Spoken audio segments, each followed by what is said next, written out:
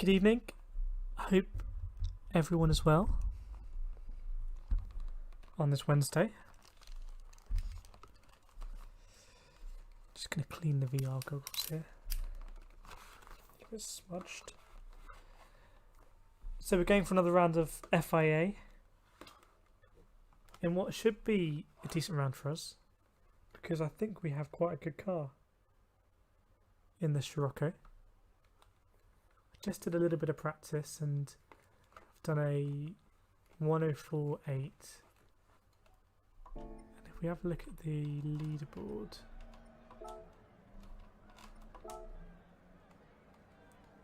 that's only going to put me a second off the top 10, which isn't too bad.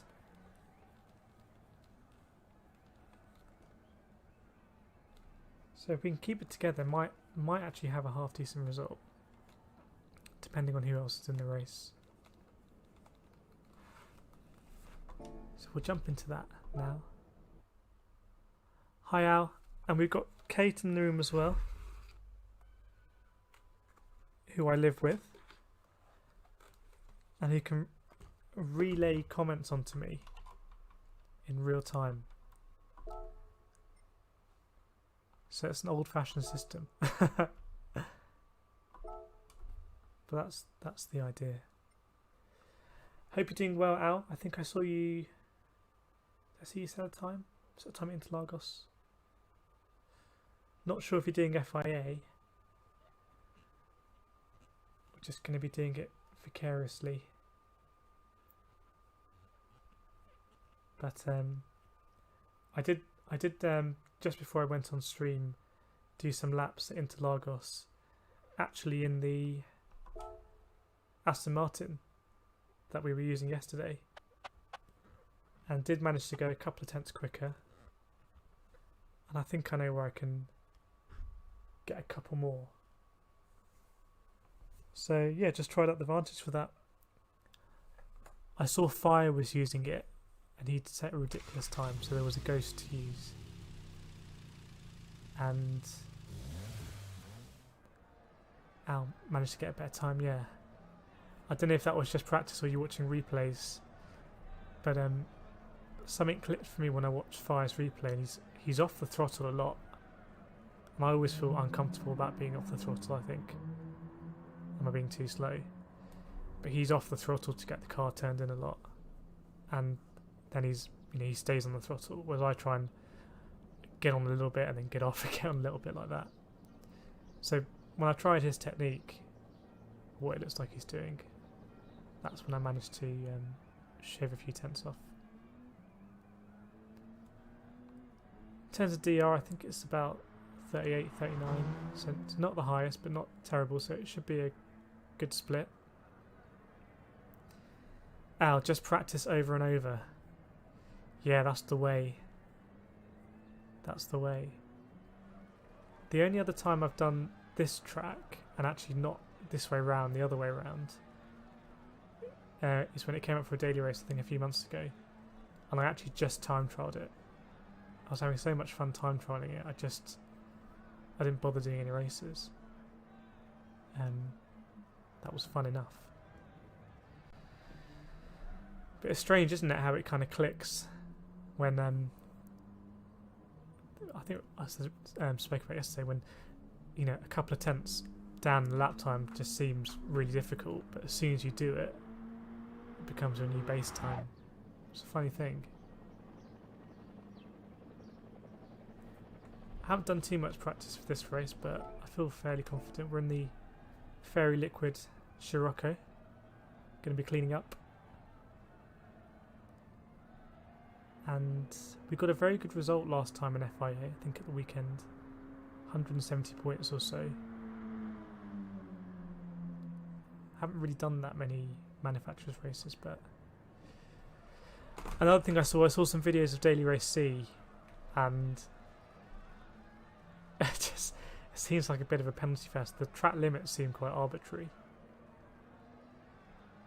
But to be honest, I think it seems that a lot of people are getting caught out. So if it's a track you can master and feel very comfortable that you're not going to exceed track limits, Might be a good race to pick up DR. Because you'll just fly past people on the straight who are taking their pens. Right, let's do a lap or two just to get dialed in a little bit. Sound should be working at the beginning of the stream, last from yesterday. Okay.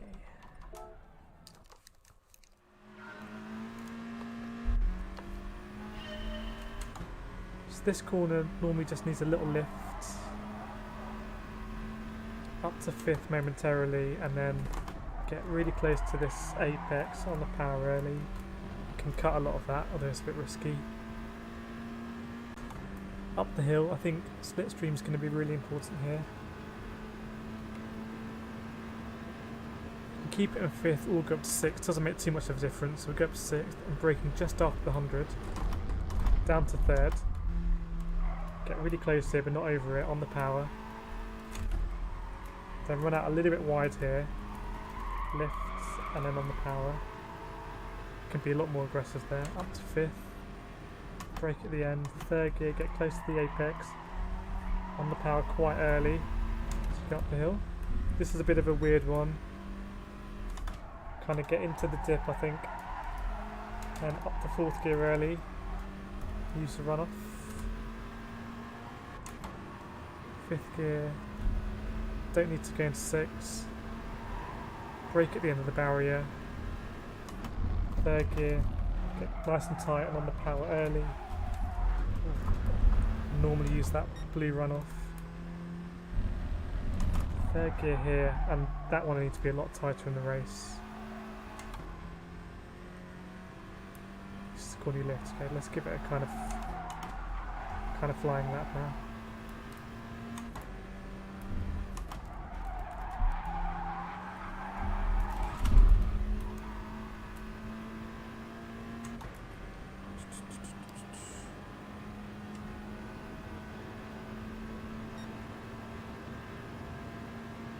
Bit of a tricky track.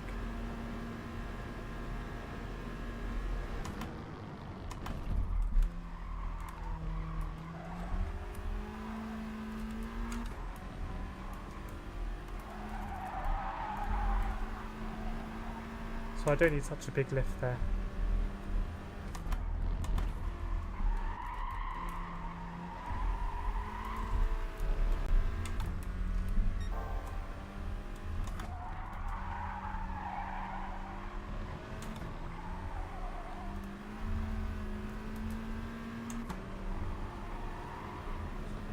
This corner, it's a tricky one either which way you go around this track.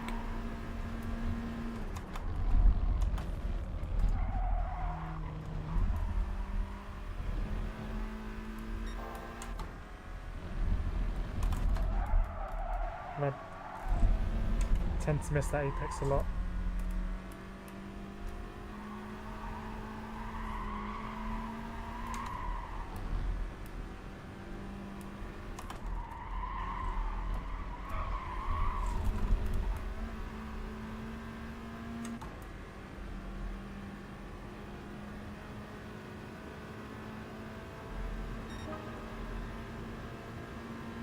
That's a half decent lap. I don't remember this track at all, even though I completed all track guides. This Sardegna has like 1 billion configurations, and there's some I'm really no good at, the really long ones. TGR Vegas again, Maniac Hunter again. Clip Pang again, to back again. A lot of familiar faces. No Fear raced him or her a few times. Yeah, so it's a weird track. The other way around, it came up in quite a fast car, maybe a Group 2, and it felt really good. It's like a roller coaster, so I kept time trialing it. In a bit of a slower car, it's not as exciting. Last time I did any Sardegna track, I think it was a Tesla in Daily Race A. That was just a penalty fest. Well, I'm really interested to see what happens in quali. That's what I like about FIA, is that you just don't know, you don't really know where you stand in the field actually. So we only use Scirocco here. I think the TT is another good car, but can't see any of those. Bodes well.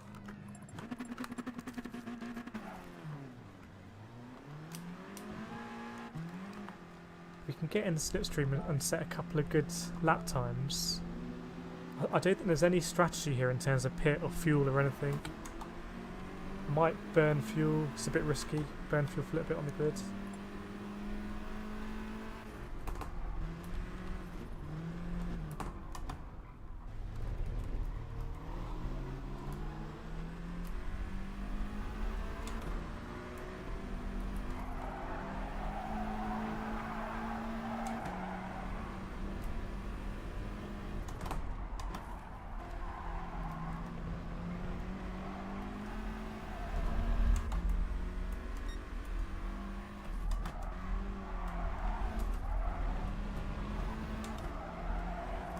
The problem is that this track, in terms of following people, is that if you get it slightly wrong, I'm going to end up in the gravel.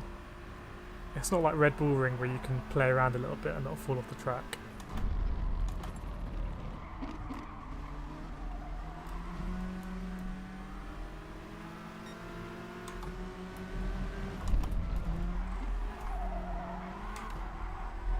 Okay. I think that corner I have to turn a lot earlier and get up to 4th very quickly.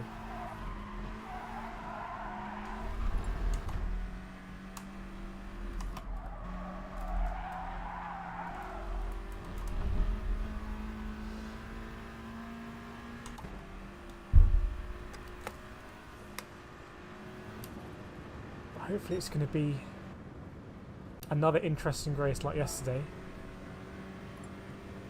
Some of the same suspects, usual suspects now. Right, quali, let's do it.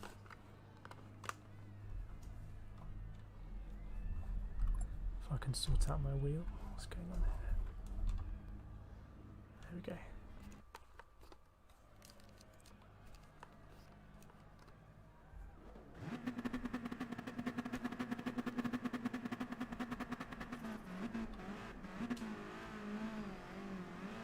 Imagine everyone is just hammering the throttle right now. Okay, not right at the back, kind of in the middle back. Not a bad place to be.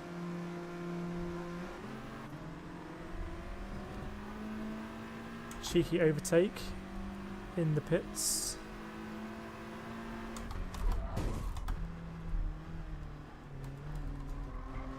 Ooh, I thought I was going to get a penalty there.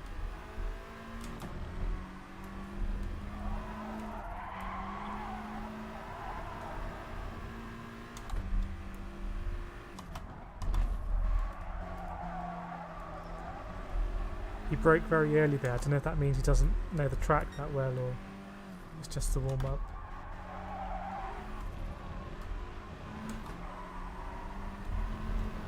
Yeah, be a bit too greedy there, you end up in the gravel, probably spin it.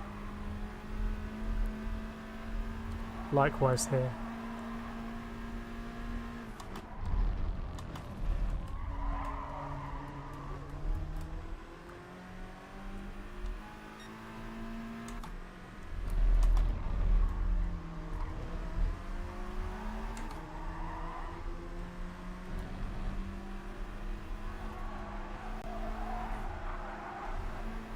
Going to be very close here, give a bit of a gap.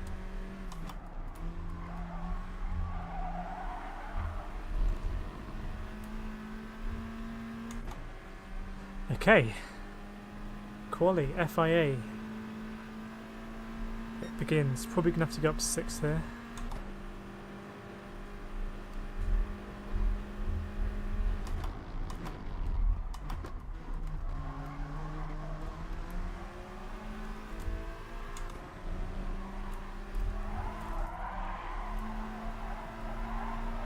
I lifted a bit too much there.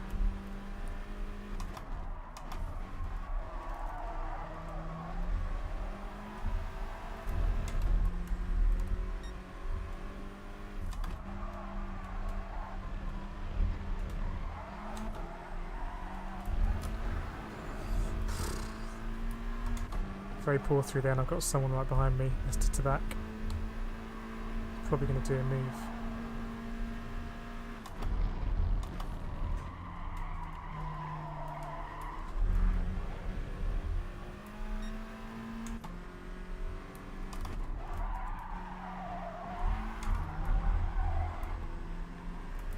Holding him up a bit, but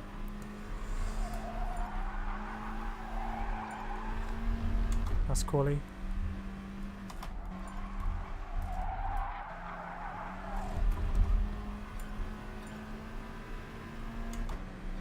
So this isn't going to be a particularly auspicious lap.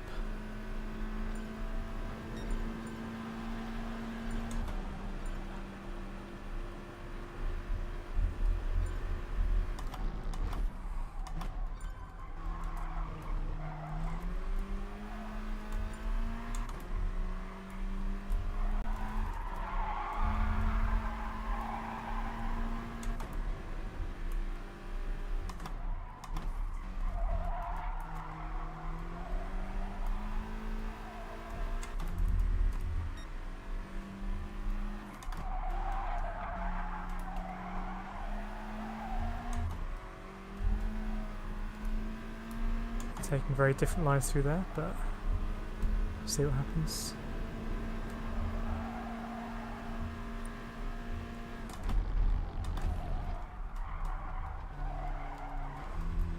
I need to brake a bit earlier there.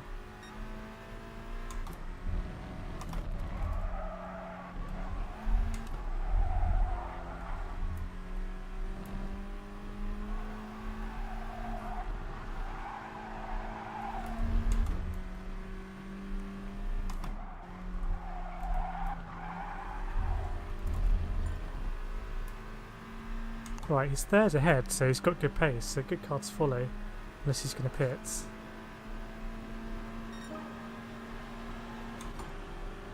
Might have to do a move here.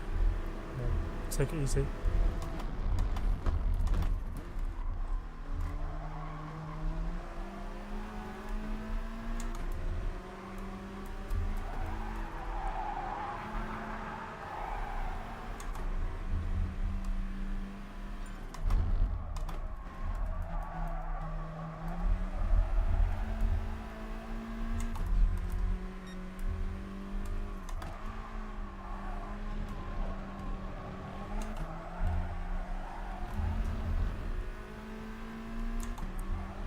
I think he takes quite an unusual line, very tight.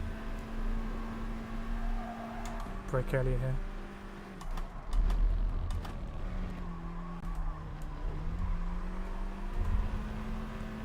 It's better.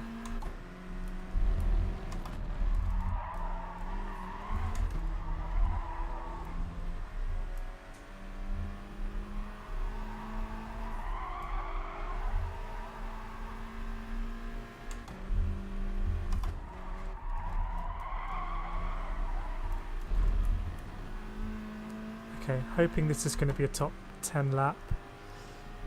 See. Ooh. Gonna go a bit faster.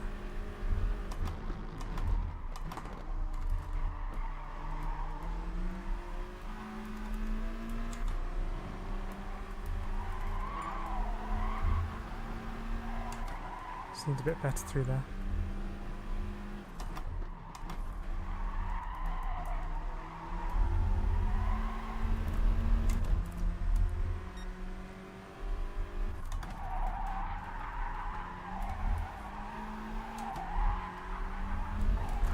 Ah, no.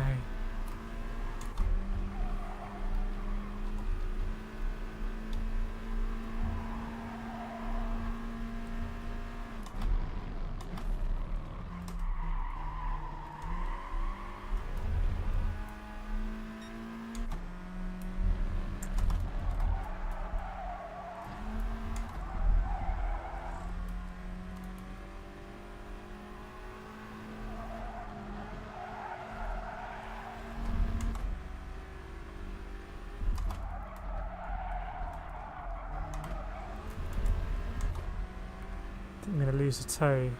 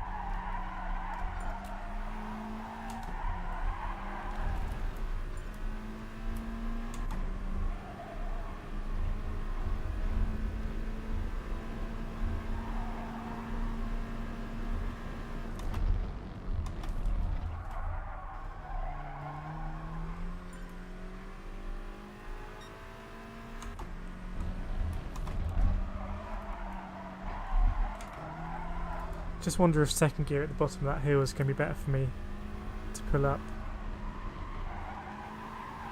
Ooh, better tyres now. Okay, one more lap.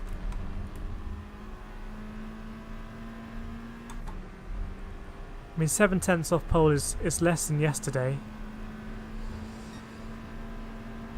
It's a silver lining.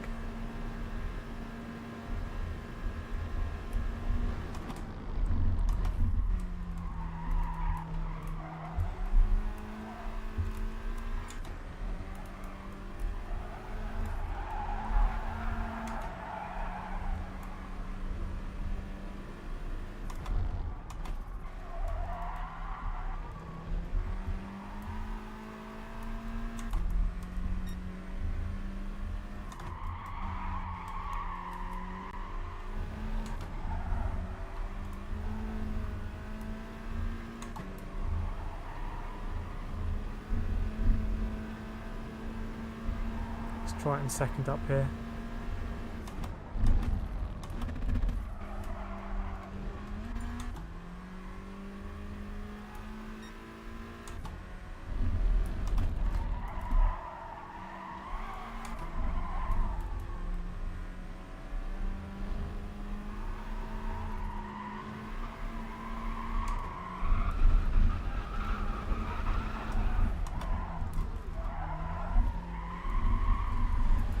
Ooh, tricky. Trickier than I expected, maybe.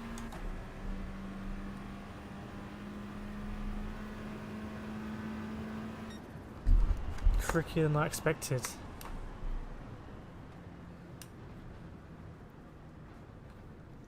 See what the deltas are like.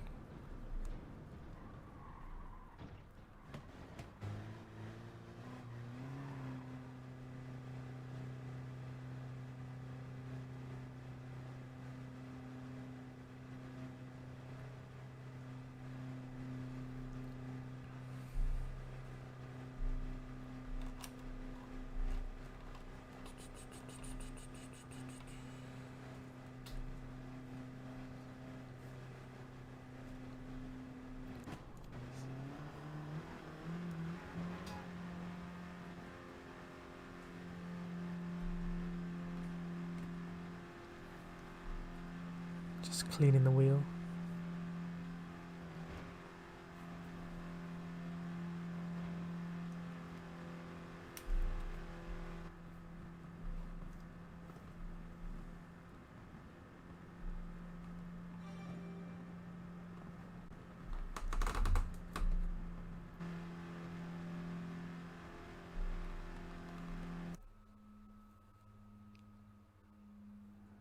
Just gonna sort something out.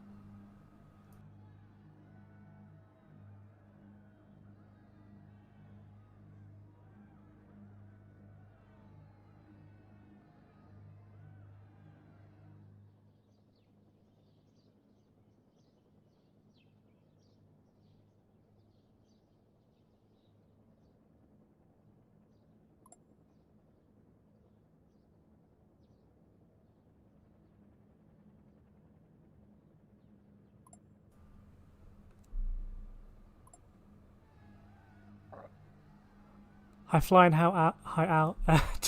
Do I have a number of fans set up to cool the wheel? I have a mobile fan. I just turned up to max to not kind of be irritating.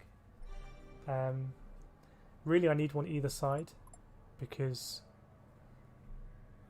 it's hot on both sides, so I can only cool it on one. Hope the hand is doing better, Flying Flapper. Back on the way to full fitness. I did see your replay yesterday from Interlagos, which was very helpful. Managed to go a couple of tenths quicker just before jumped into FIA.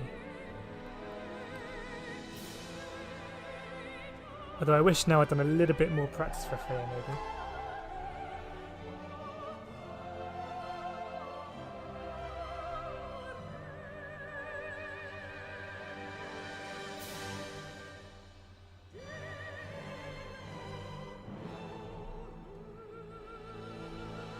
Give you that open type motoring for you, I know. Especially in VR, just have the fan blowing.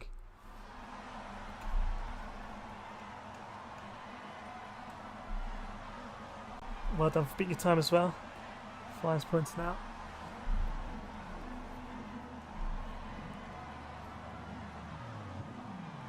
We'll be back at Interlagos later. Talk about what any time we found, not found. So Maniac Hunter was a really good person to follow. I just didn't make the most of it. Well, I'm going to burn fuel on the grid.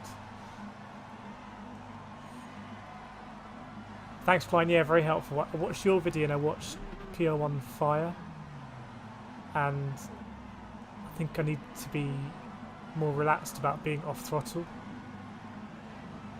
I'm on the throttle too early in bad places, and it means I'm not getting the car turned in. Good luck for this race. Yeah, I know I'm going to need it. I mean, on the one hand, the intervals are really slim. If you have a look, as usual, on FIA, 300ths, 500ths. So it's close margins. And yesterday we moved up 16 thousandths of a second, 8 thousandths of a second. But I was hoping to be higher up. 5 thousandths of a second. Wow, it's tight. How tight are all these people? Vegas, good battles with him yesterday. That's me. In the fairy car. Clean racing. Pion Fast Legend, I know. It's one of the most impressive people to watch for Ghosts.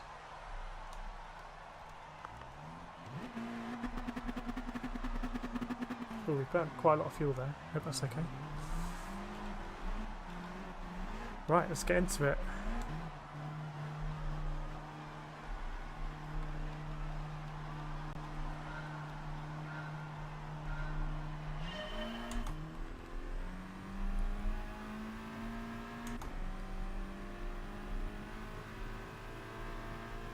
It's the kind of track here where if you go too into a corner, someone's going to dip a wheel on the outside, and it's quite heavy gravel here. Heavy cars.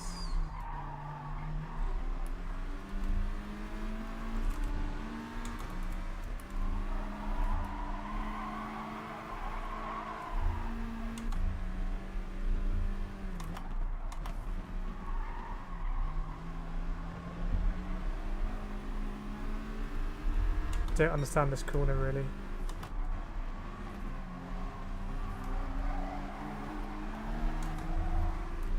Right. Ooh.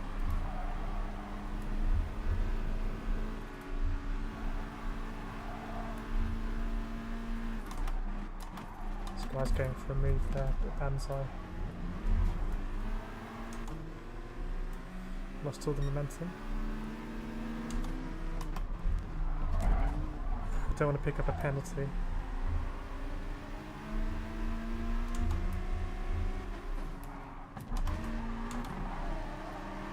Alright, need to get out of this gang.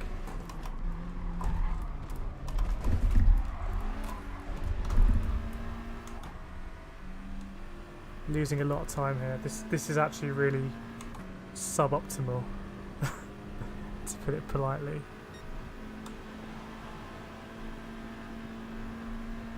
Got the inside here, so it should be okay.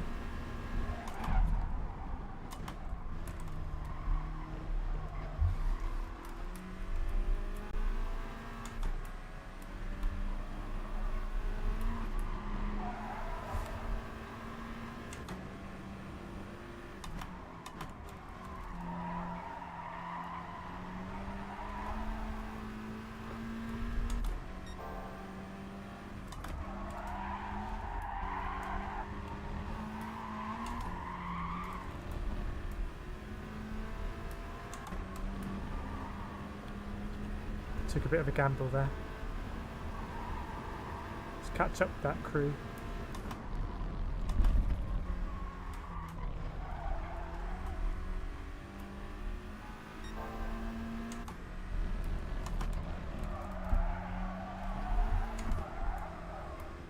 Could be a bit more aggressive there, I think.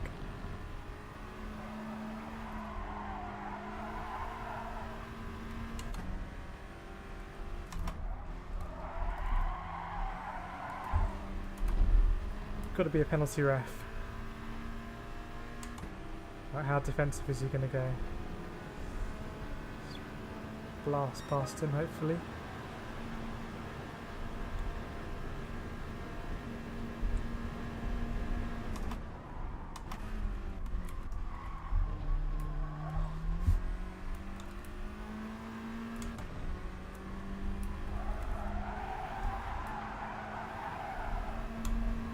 Right, they're still all here, waiting for us.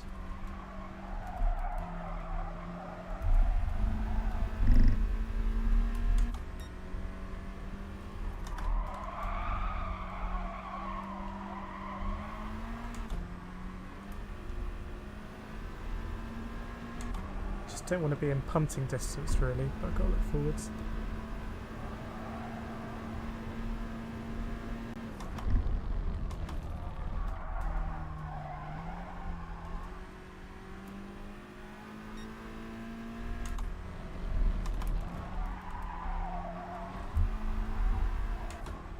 Are we gaining slightly? Maybe. There was a... Concentrate here. There was a moment in the race yesterday where I just missed out on the slipstream.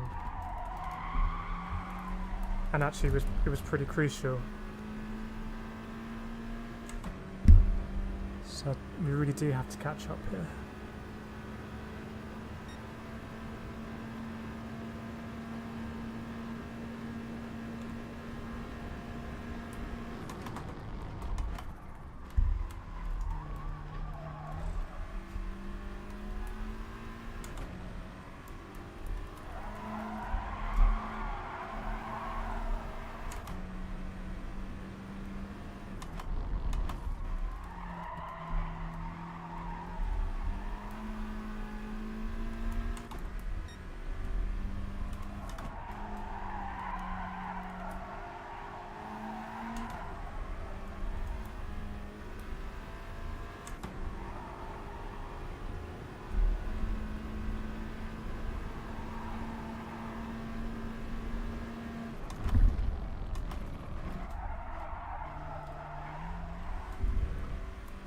Need them to fight a little bit.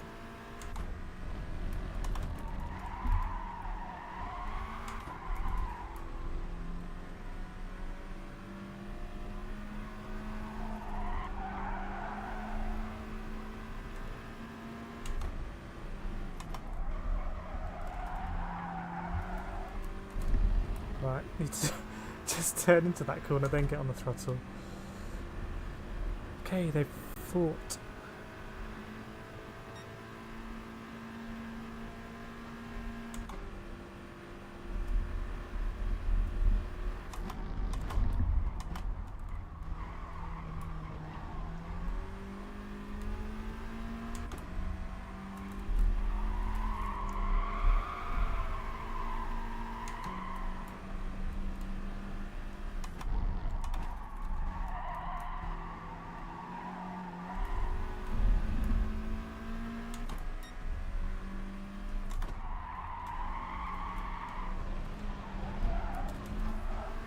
Everyone seems to drop a wheel there on the inside, so maybe that's the fastest way through.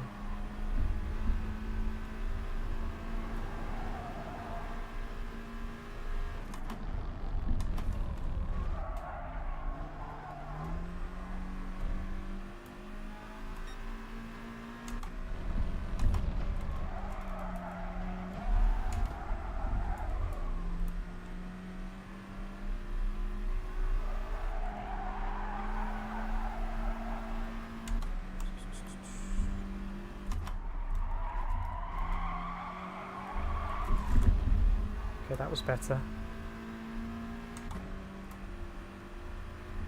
Might get in striking distance actually.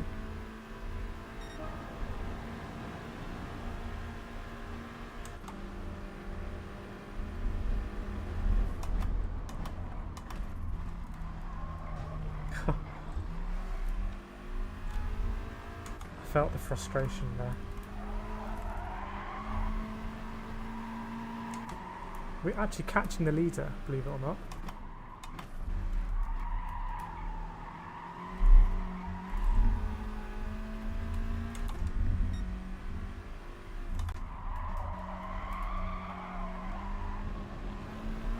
Okay, so you do want to kind of apex there.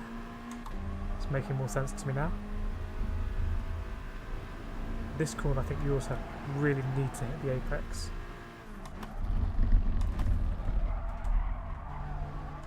So we both missed it.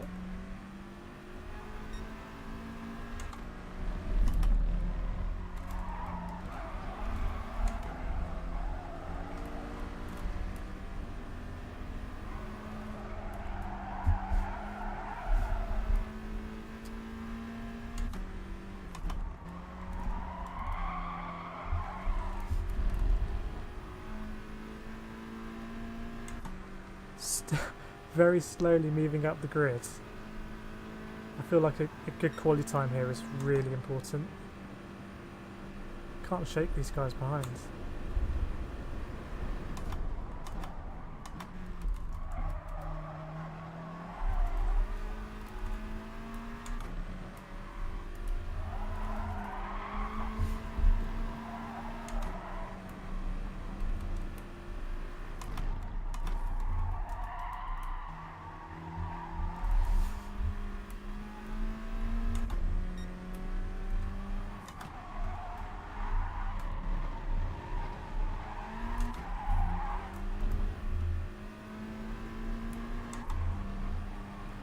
Nice little crew there, they're not fighting there. Well, let's try and hit this apex.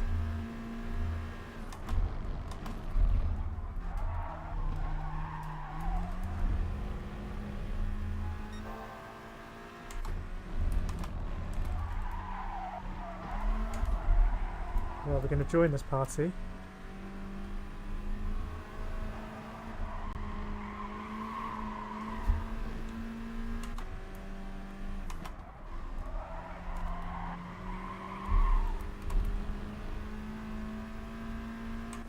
Still, the leader's not getting away from us. Gap was 12 seconds, now it's 11, so I think for the last race of the evening, qualifying is going to be really important. Look at that lap. I mean, that's basically the fastest lap.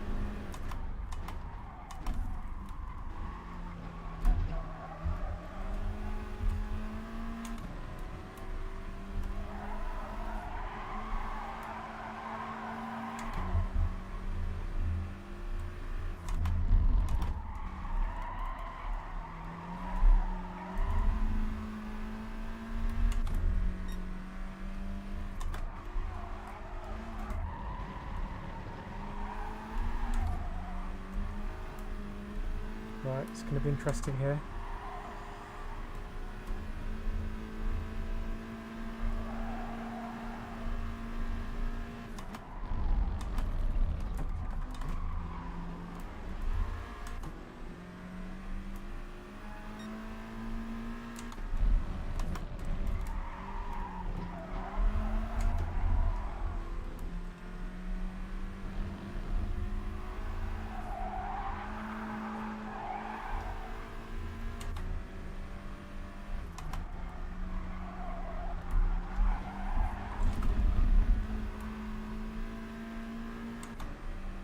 It's all very respectful, isn't it? No one's going for the banzai moves down into turn 1.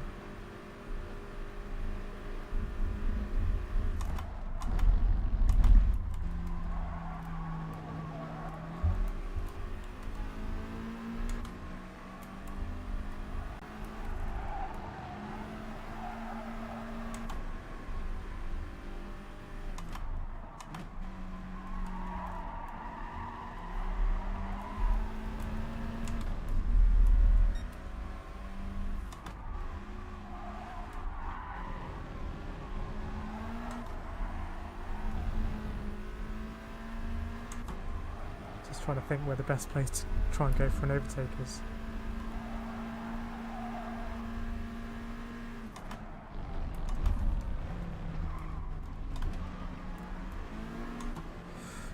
It's really slow up there.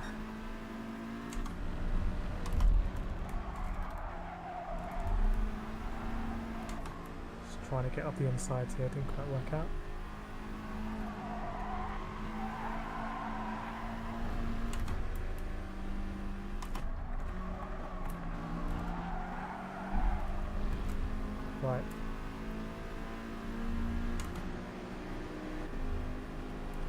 Just touched him.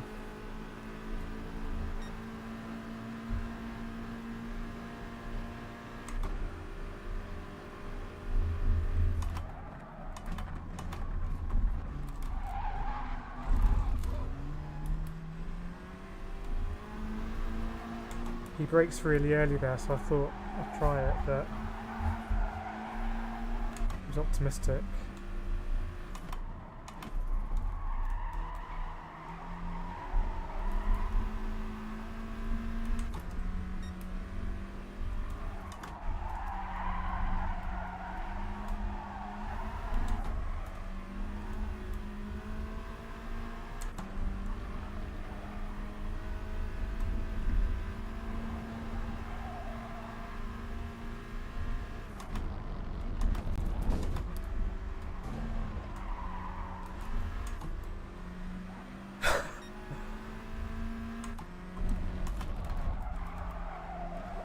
I don't know what that was about. I mean, I was on the brakes, max brakes.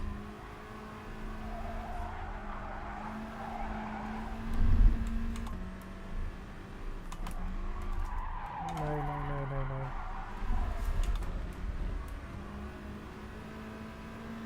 Wasn't trying to block him there. Yeah, I don't know what that was about, that corner. I was on the max brakes and then just ran into him, but it didn't feel like a punt.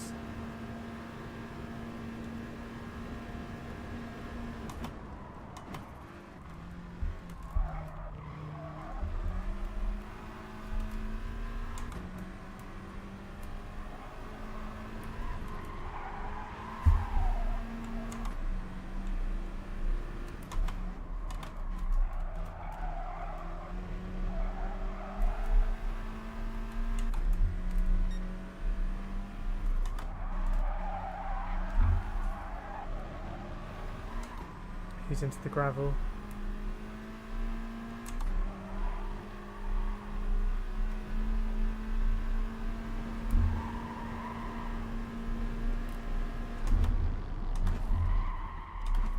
Oh, I think the tyres are going off a bit or something.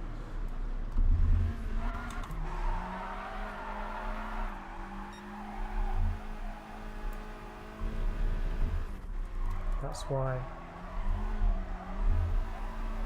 So that is my fault. Should have braked a bit earlier.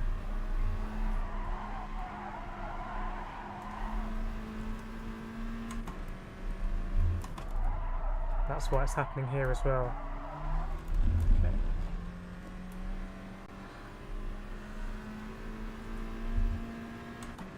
Okay, got that to bear in mind for race 2.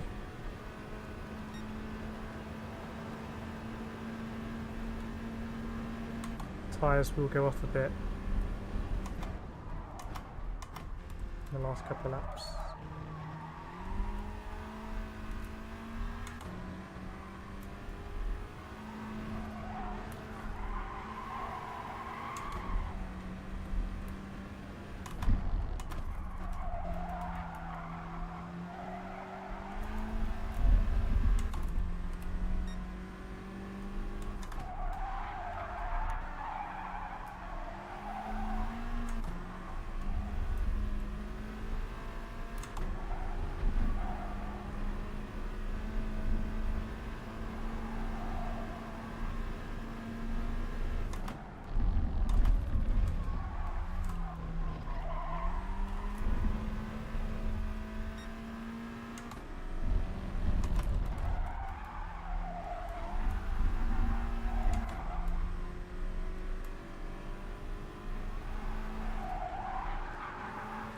Well, I'm happy with the fastest lap. We'll see how that stacks up.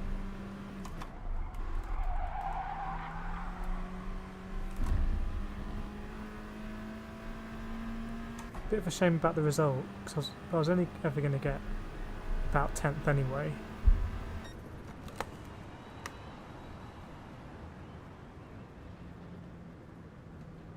Yeah.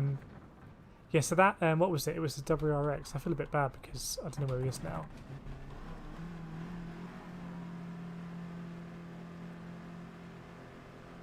I think he braked a bit early, but that was right because the tyres were going off a bit. I think. Bit of a weird one. I'm not very good at that corner anyway. I tend to miss the apex.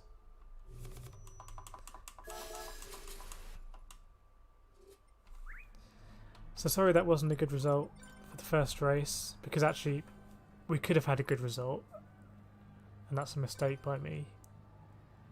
But we're going to go for the second one. It was the Evo. In terms of lap time then, 1:25.8 is pretty good. So if we can do something in qualifying and start off the grid, let me apologise to the Lancer. This guy.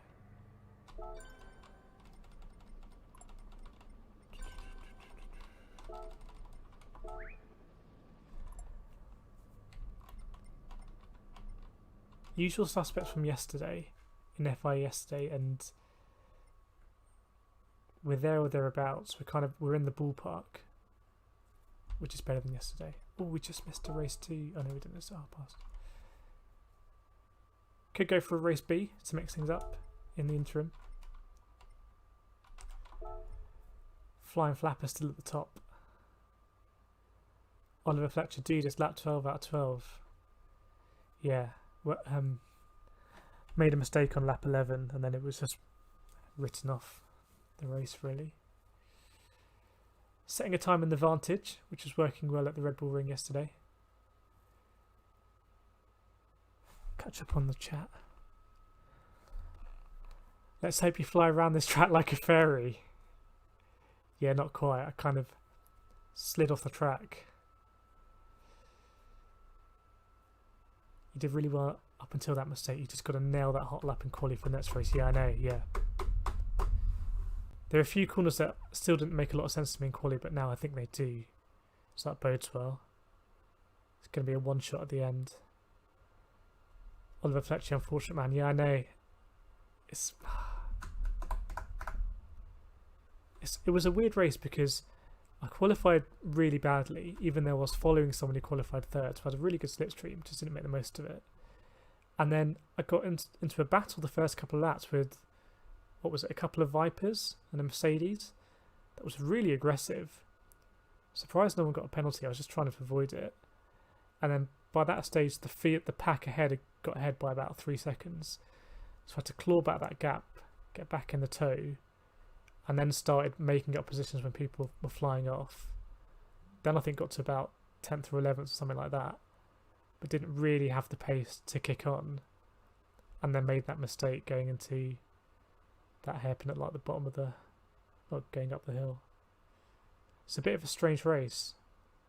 I think it'll be a different race if I qualify higher, because it should just be following faster people and maybe gap a bit from the pack behind. And even the lap where I did the fastest lap, I didn't feel like it was super fast.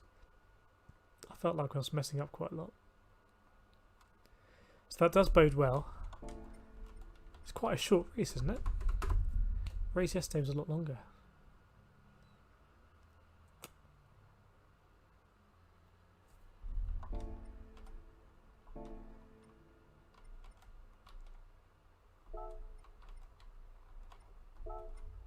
Just thinking what to do. I don't know what you guys would be more interested in. Could do some practice for FIA, or can jump into a race B.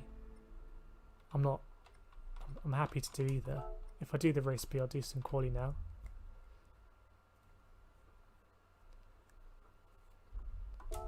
Don't know what's more interesting to watch. Ow, this is how my races go backwards. The backwards races. It's the opposite of the win from the back. Start at the front and go backwards. Pretty aggressive at the beginning, from my recollection. But there's so many slots for FIA that there may be people in that race that have done quite a few today already. I mean, for a weekday, so if you're working and you can just about get off for the 8:20, some people might have gone all day, but fair enough. Race B is fun. Let's do a race B to mix it up.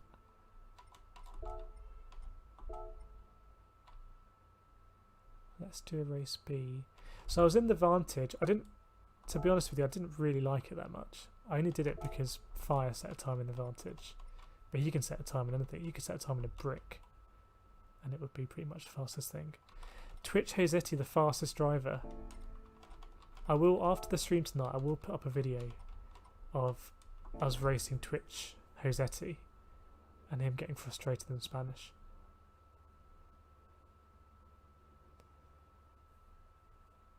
Oliver Fletcher, not really because it's Interlagos, but I could be. Can't remember what that was in response to.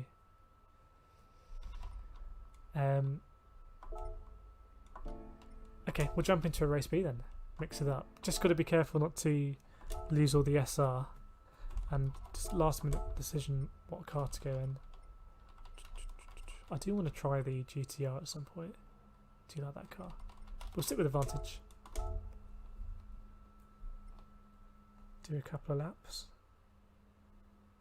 Let's just check that the SR is still in the 90s. 99. Okay.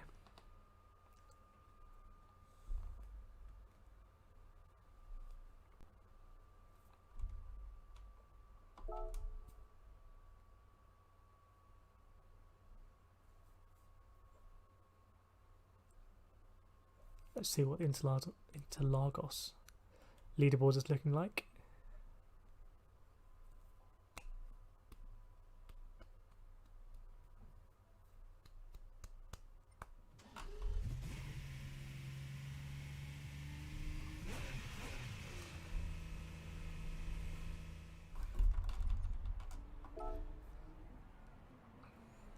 Flying still at the top in the Atenza. I don't know if I just did under your RCZ time in the Vantage. I did say I would go back to the Atenza. Still will before the week is done.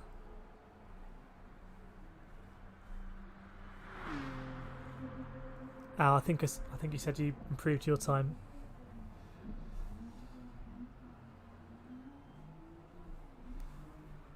I tested a lot of cars today, tried about 15 different cars. Don't do the GTR, you'll regret it. It's out of control. Okay, I won't waste time with the GTR then. I really like it for Monza, which is probably my favourite track. But Monza is basically a long straight with a couple of blips.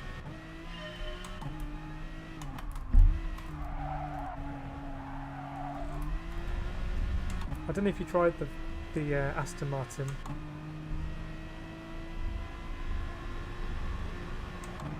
We'll see how it does in the race. I mean, it doesn't feel too different to me than say the R8, but gearing is slightly different.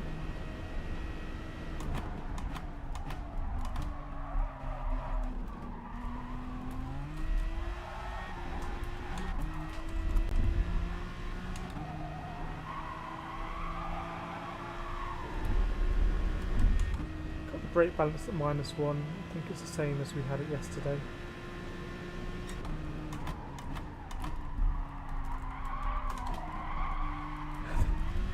It's not great.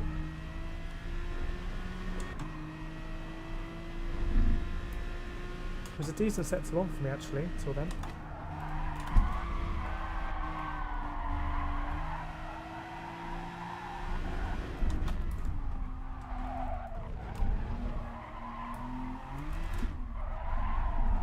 So this is where the Aston is much more difficult to control for me, and especially coming out of this corner.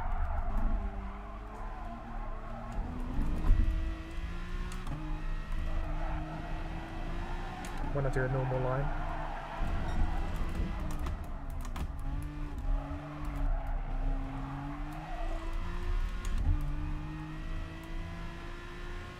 It's very twitchy. Which is going to find me out in a race.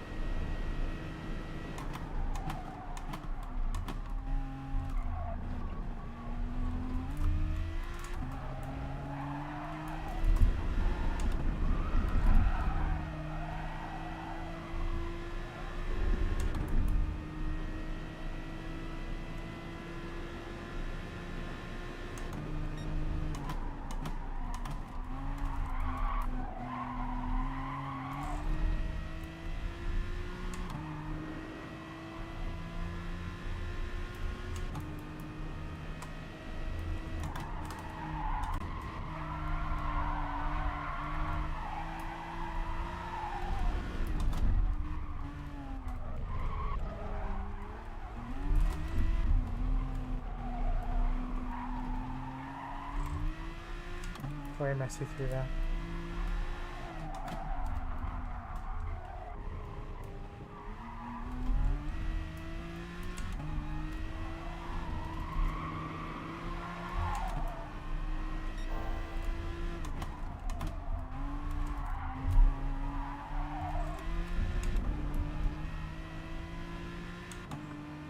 I noticed fire changes up very early through the gears, because I tend to let the car rev out.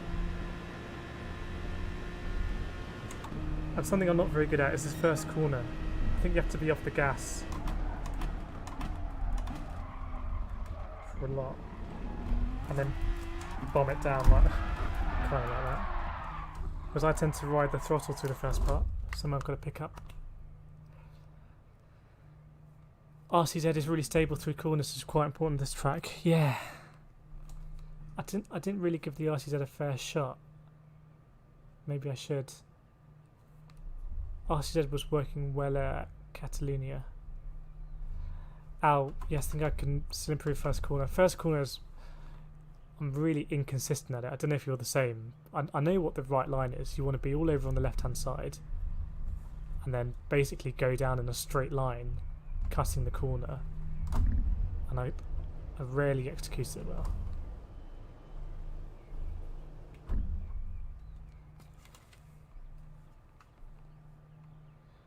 .3, but for scream up the last corner, yeah.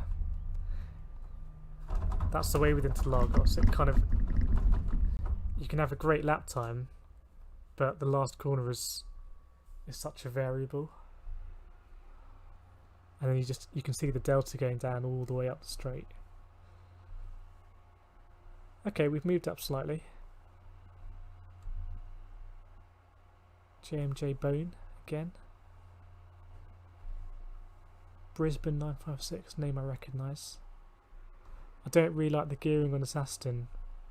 Well, I have to change up on the straight. I can't keep it in fifth like other cars. But then going into the hairpin, I just throw it in second and keep it in second. Whereas in the R8 I was going down to first, but I'm not sure I needed to go down to first.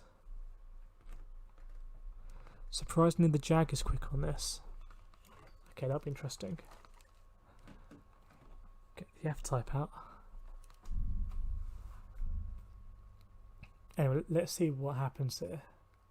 As long as I don't drop 10 SR, I'll be pretty happy. Vipers, R8s, Hurricanes, RCZs, 911s. Me in advantage.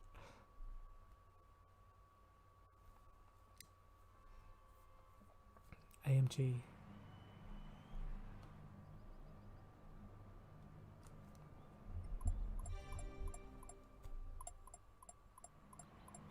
Did we just move up a position there? Hopefully we can get in the groove and then attack FIA. I mean, flying, if you can get that 31.3, you know, you'll be the top of these kinds of splits. Even that 2/10 I did just before this stream has meant that I'm not starting 12th. Gone from 12th to 6th. Brisbane a good clean driver, good to know.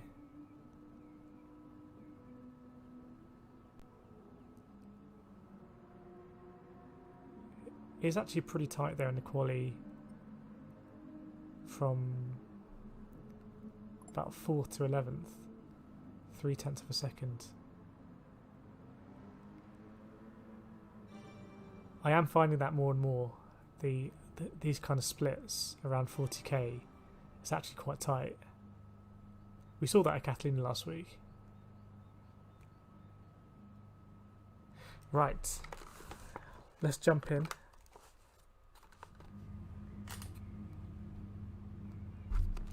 Hopefully this will sharpen the racecraft as well.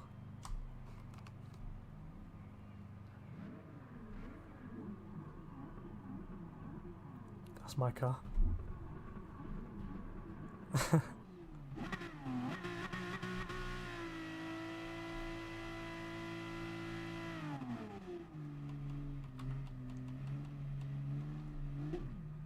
do feel a little bit, not nervous, but edgy about using a car I'm not that familiar with.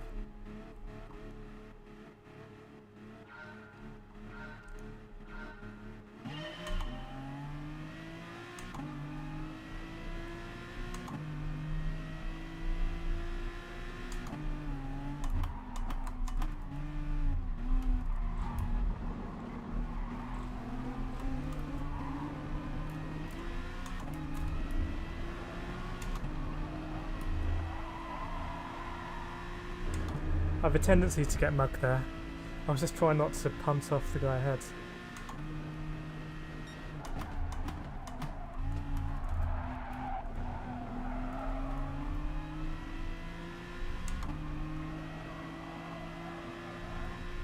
I want to follow some people through here and work out what to do.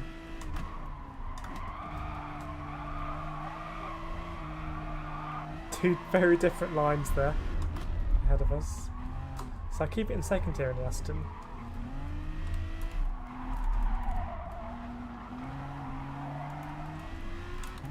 Losing a bit of time though.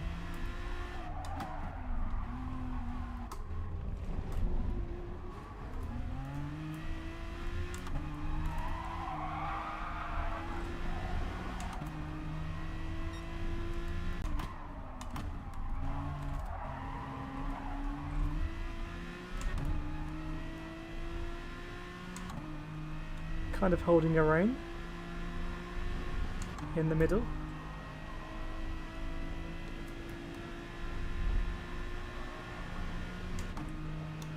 Alright, always an interesting corner in the race.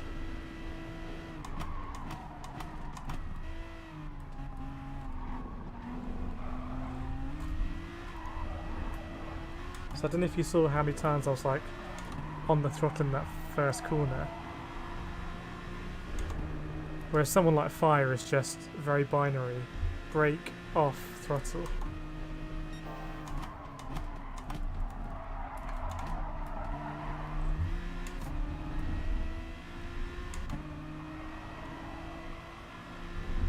This guy's all over me.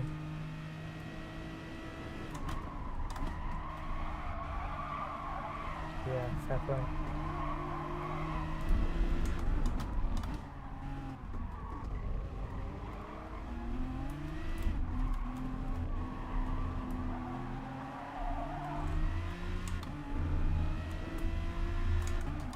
No, no, no, no, no.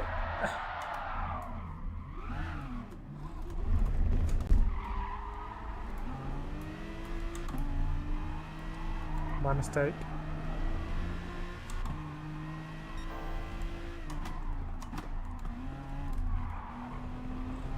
I could see I was going to dip a wheel. I couldn't avoid it. To be honest, got off fairly lightly.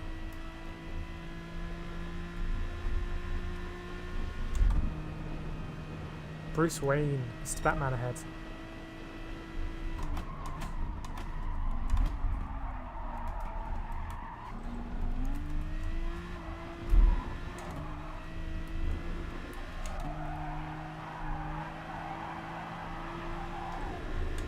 Thought I was going to run wide there.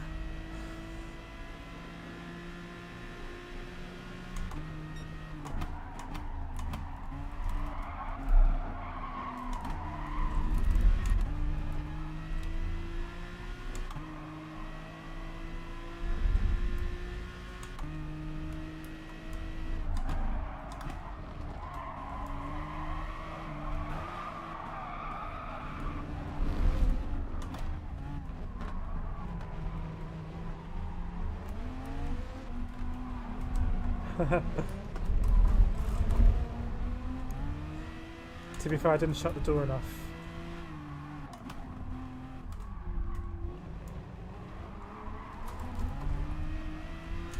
Likewise.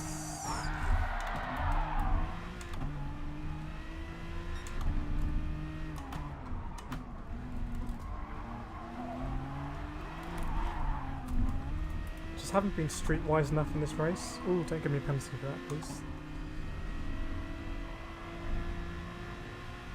Just haven't been very streetwise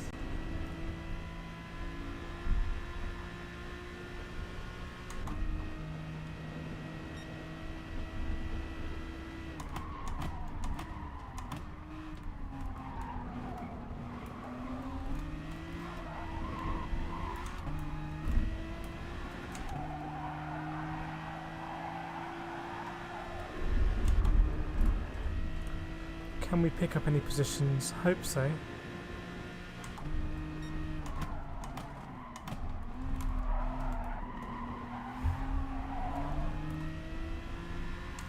Fair play to him for not nudging me off.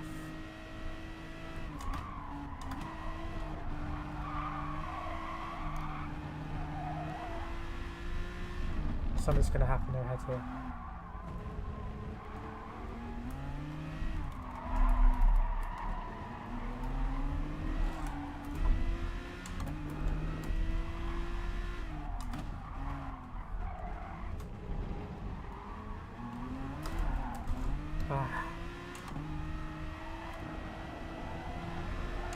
Gonna go for the move.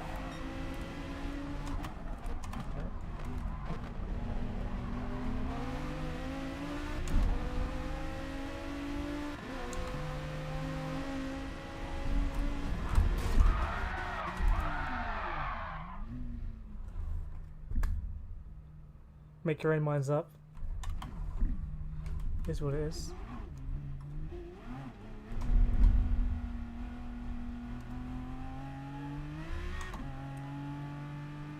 Not sure you can pull into the pits in these races.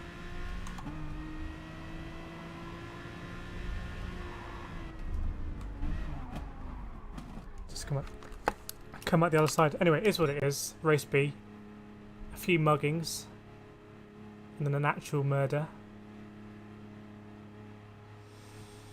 But the SR is intact. DR will be taking a bit of a hit.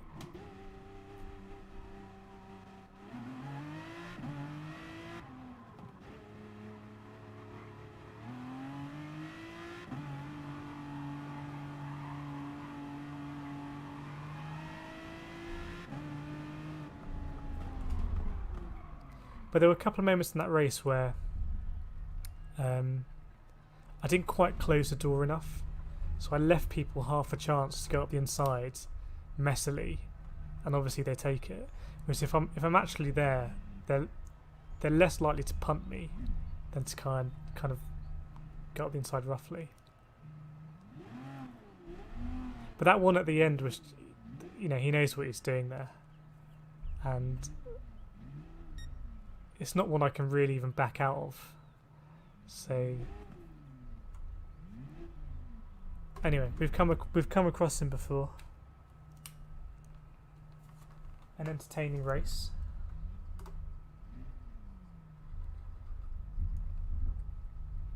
As everyone now unfortunately has to wait for the countdown to go down.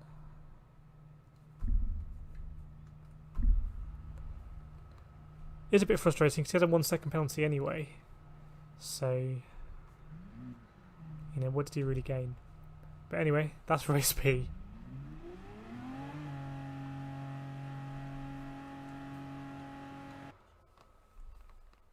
We'll be back to race B with the elbows out, and we'll see Mr. Sean again. So we can punt him off.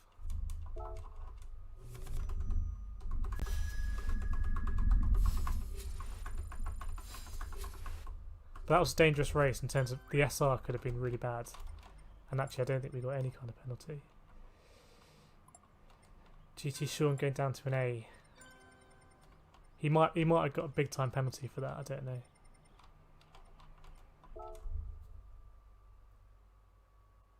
Anyway, let's put that race in the bin and go back here, and let's do a couple of laps with the Ghost. This is the important race.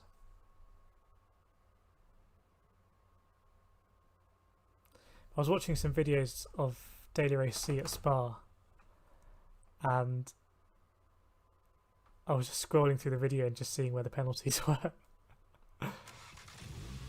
And it's difficult for the game to work out who should get a penalty. And in iRacing, you both get penalty points, you both get instant points, and you both get damage. So you know, whether that does change the racing, and I think it's less fun to watch because people don't go for moves. But to try and create a system that can apportion blame, I mean, if you could do that, they'd have that in Formula 1. You'd have automatic penalties, but it's just in the iRacing manual they say we don't apportion blame for accidents because it's not possible. Right.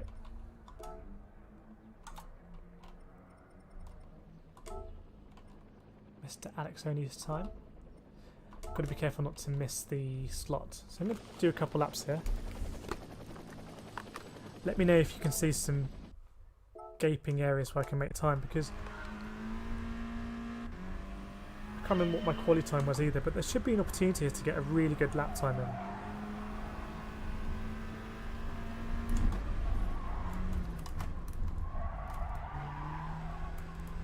Right.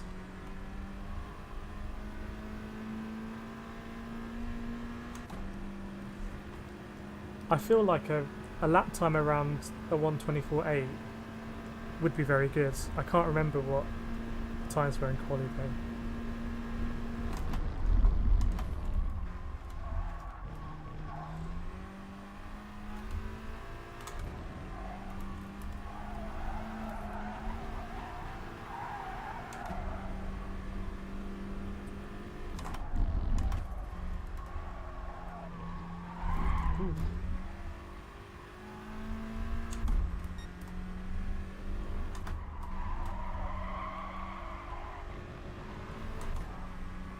Okay, that makes more sense. And this corner's a really tricky one. Super, super tricky.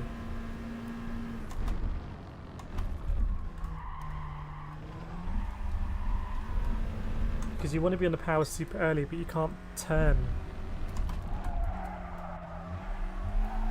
You can't turn when you get on the power because you're going straight up the hill.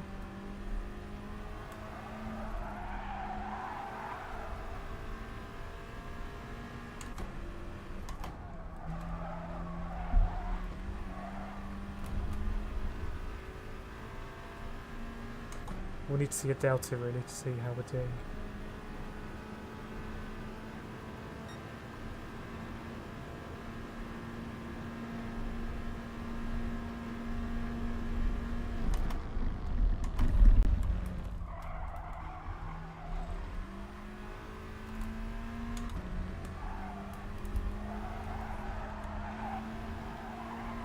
Just the faintest of lifts then.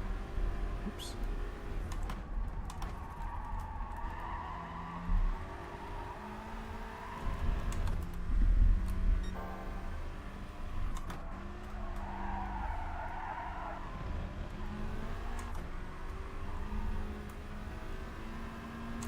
Losing a lot of time against the ghost there.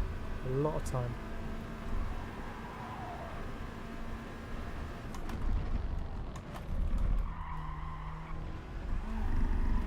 See, that's what I mean. I want to be on the power as soon as possible, but if your line's not right, you can't turn in anymore. You just kind of go in a straight line up the hill. So it's actually a really tricky corner.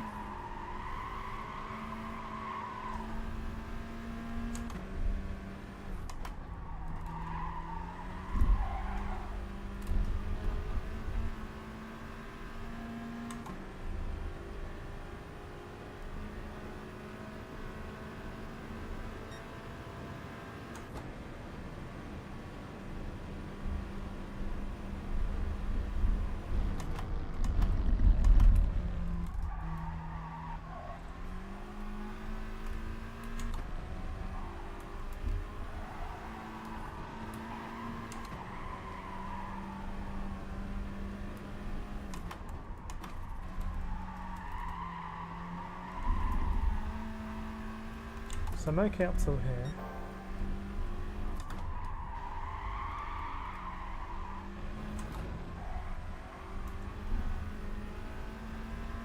Losing a lot of time there somehow, not sure why. Maybe it's just a different line. This is the key corner.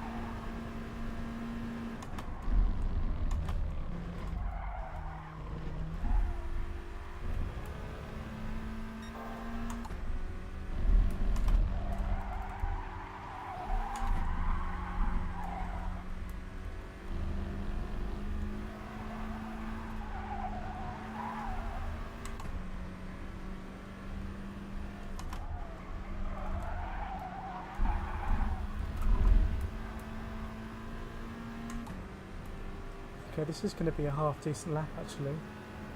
Oh, this could be quite a good lap.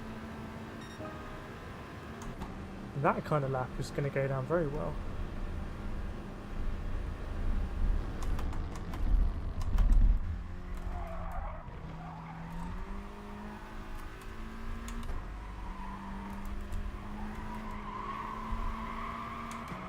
So the medium tyres, when they go off, this is going to be a little bit more hairy.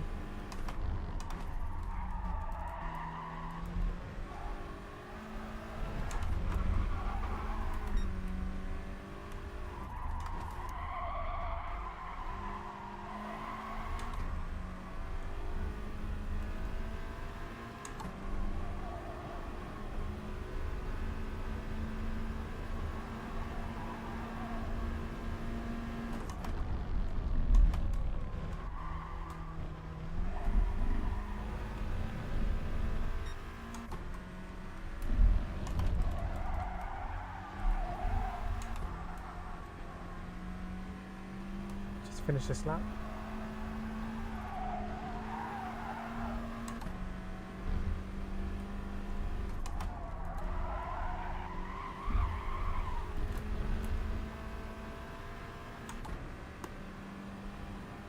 So I think, and I don't know how the tyre wear and any fuel affects it, but I think aiming for something around a 124 should be pretty good. Flying not helps also as a unit FF car and City, yeah, but for some reason the FF cars seem to be the fastest ones here. So I don't know how that works. But if we look at the leaderboard, TTs and Sciroccos. So I'm in a pretty good car here.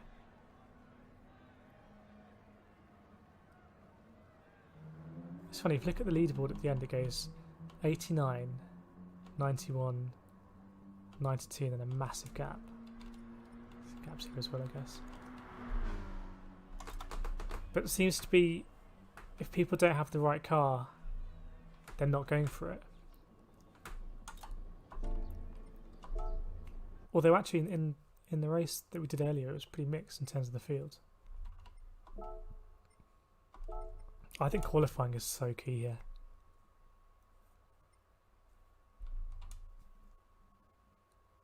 It's pretty much a straight sprint. You can't do a different strategy with pit stops. It's quite a hard track to overtake. And also if you're stuck behind someone slow, they will really slow you down.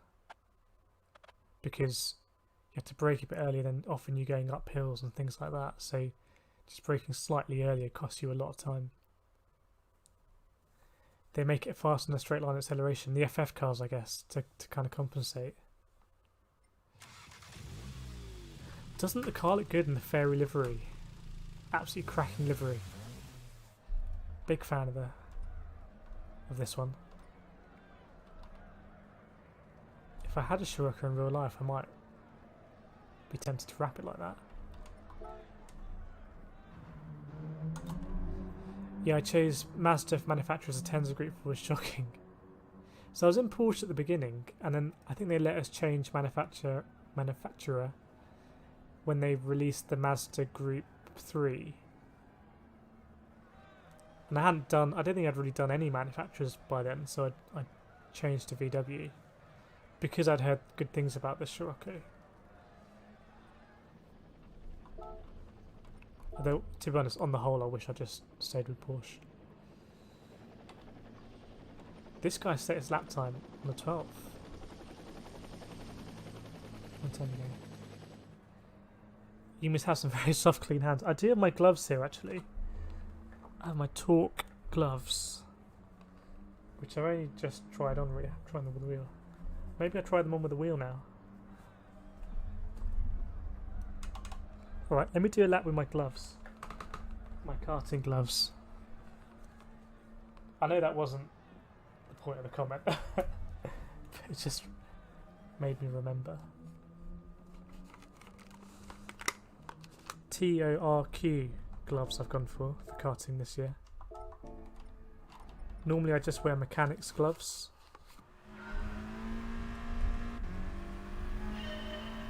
Wow, I feel like a pro now. You know the weird thing, it's actually easier to turn the wheel.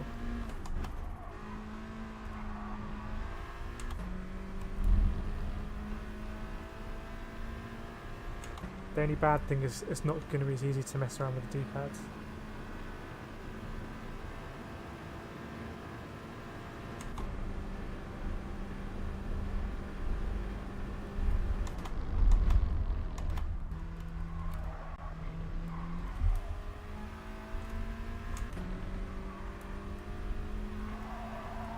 Oh, forgot to lift there.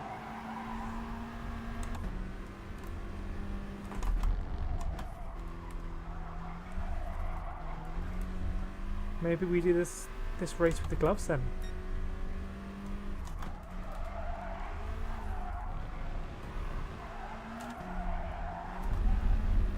First race with the gloves.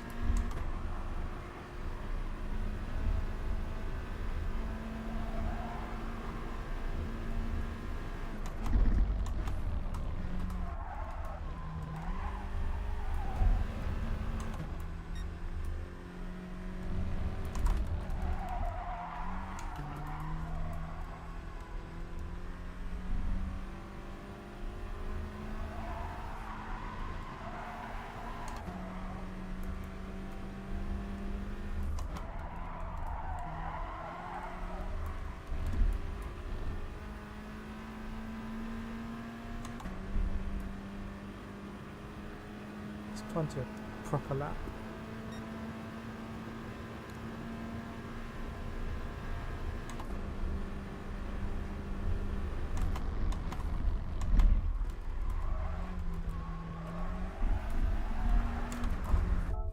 Okay. Not really.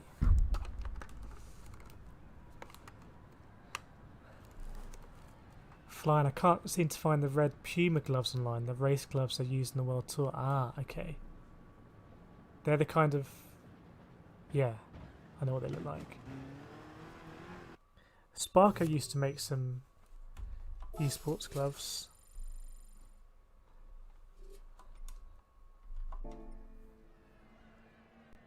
I think gloves are really important for karting because there's no power steering, so you really have to work the wheel and hold tight onto the wheel. And if you don't have very good grip on the wheel, your forearms have to work harder, and over a long race, like an hour-long race, that can kill you. Or a 24-hour race with multiple stints. So I had a pair of gloves for years that were actually too tight, although I didn't really know. And it meant I couldn't grip the wheel because they were so tight I couldn't make a fist with my hands. And I just thought, this is how tiring it is to drive all the time. And then I changed over to mechanics gloves, which are just really cheap, £5 gloves with just a load of rubber or some kind of like gripping material on the palms. And very thin, so I could make a fist. And I could almost do a race just using my index finger and my thumb. Whereas these karting gloves are going back to being, proper gloves, a bit thicker, a bit harder to make a fist. So we'll see what happens. I don't think there's anything wrong with mechanics gloves, to be honest. They do the job. That's my tip. Low cost karting kit. I use Scirocco motorbike gloves, but they are not as grippy as they should be in tight fit. Yeah, I don't know what material they are on the palms. I had a pair of gloves once that were kind of like driving gloves, and actually the inside was, what was it called, like alcantara or suede or something like that, and it essentially quite slippy and not as important in the car when you've got power steering and you're going for a different feel. But in karting, I had to really try and hold onto the wheel because my gloves were sliding everywhere. And again, that really tired me out because I was having to grip. So yeah, I think grip is really important. And that's what karters will always talk about when they're looking at gloves, is how long do the grippy parts last.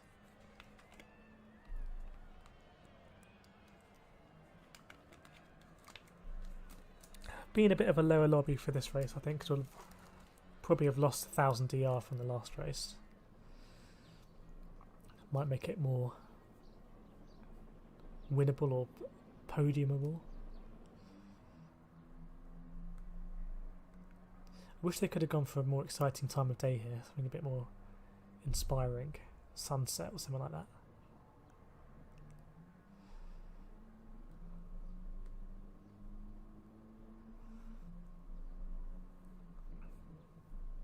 But yeah, gloves, race suit, helmet. I think they're the key bits. Boots, I don't think they're as important.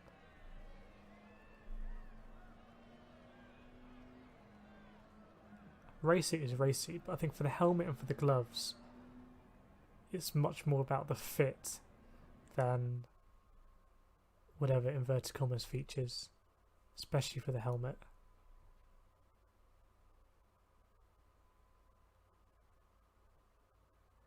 Yeah, slightly different lobby here. Ooh, quite a few Sciroccos. Quite a few.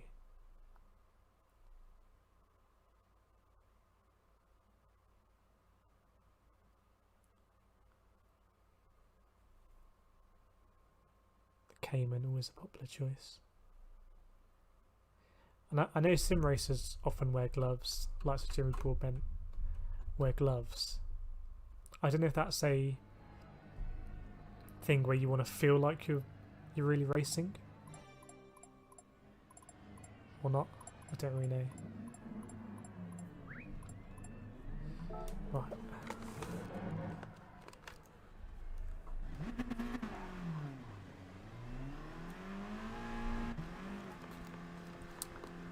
Warm up is a good time to kind of scout the field. Who's looking a bit messy?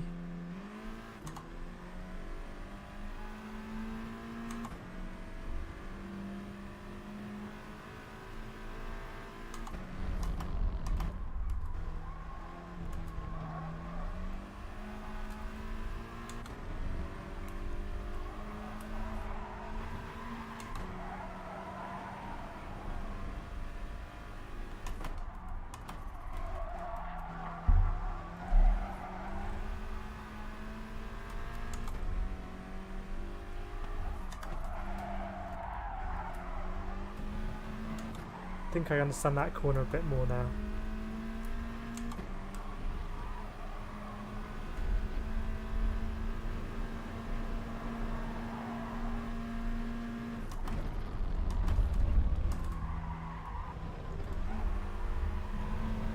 That felt exactly what I did last time, but then last time I just punted the Lancer.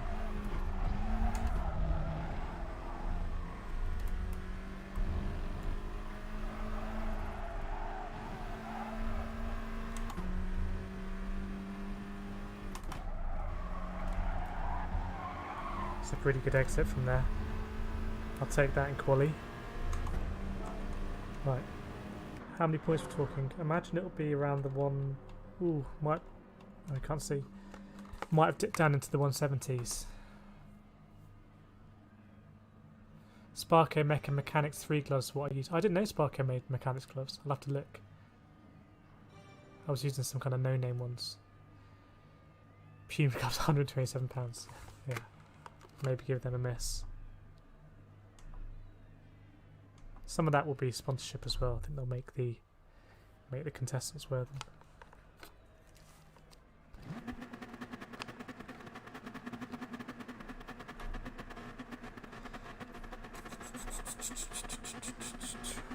Release me.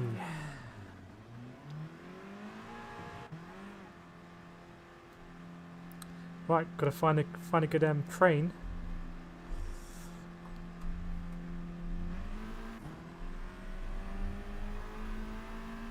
We were the only Scirocco in the last race, whereas I think there's about 5 of us in this one.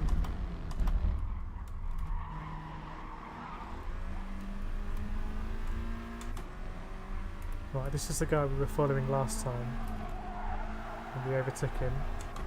Scirocco ahead.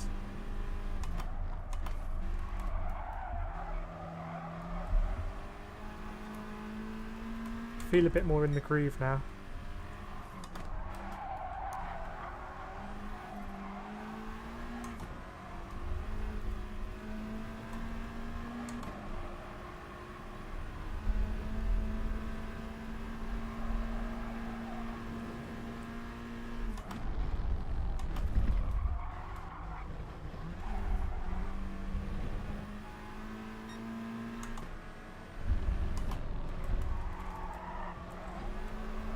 Once I overtake this guy, he's gonna let me go, okay.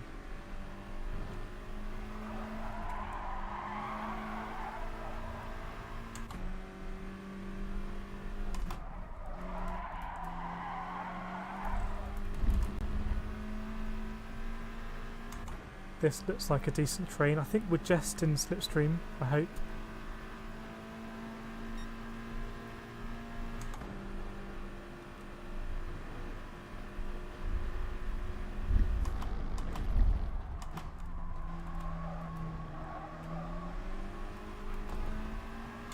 Got lucky there.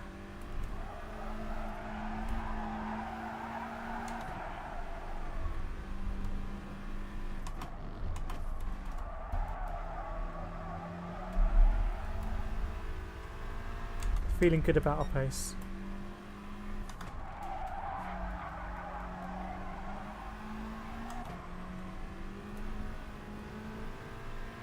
We might be out of the slipstream, I'm not sure. Pace feels good.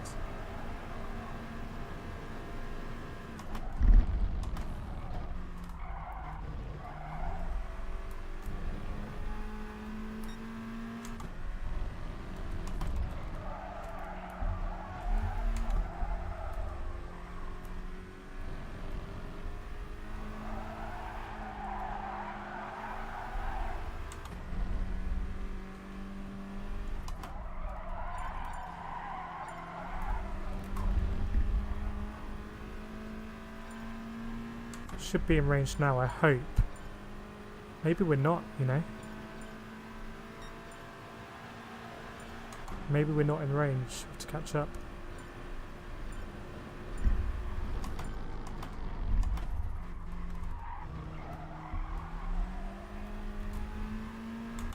Definitely not now.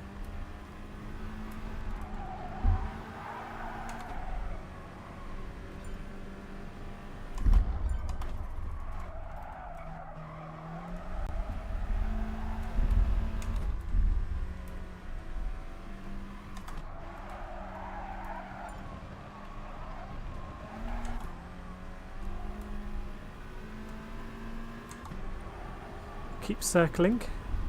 Half a second off the leader. Ouch.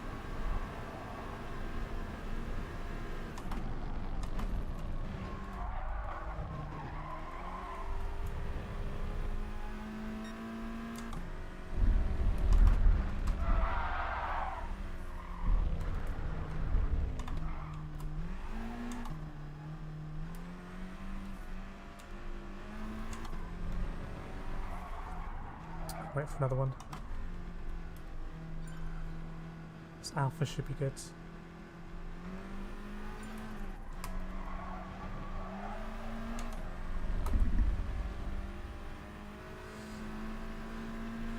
Did we time that well? Is that 1.5 seconds?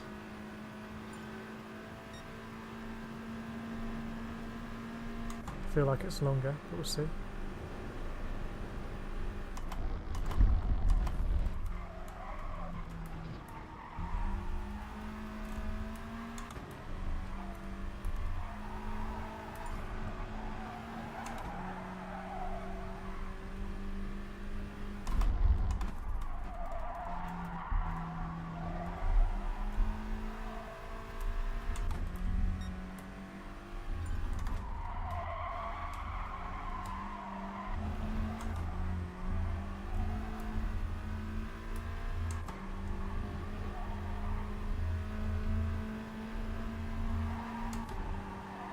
Shouldn't have gone up there.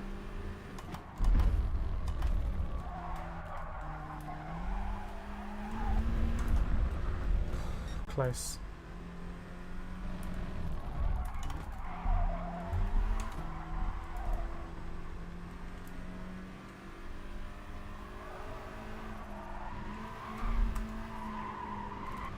to bail out here. Catch this guy. That's really not ideal.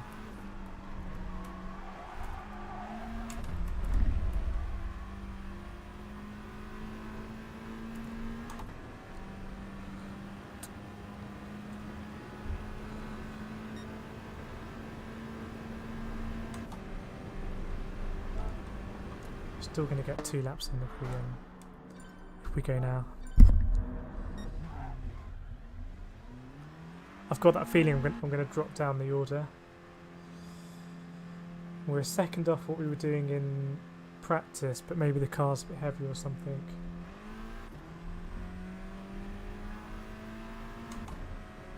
Should just about get 2 laps in.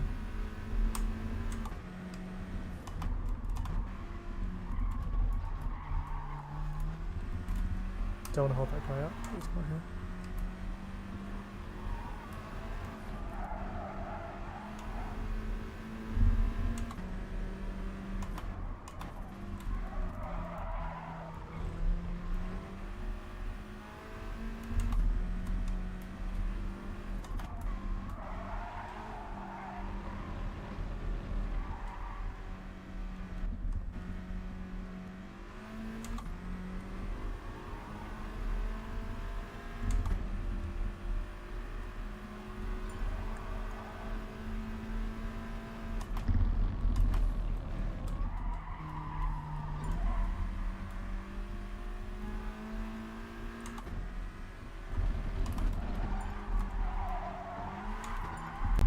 Okay, this is it. This is a pretty good tow if he stays.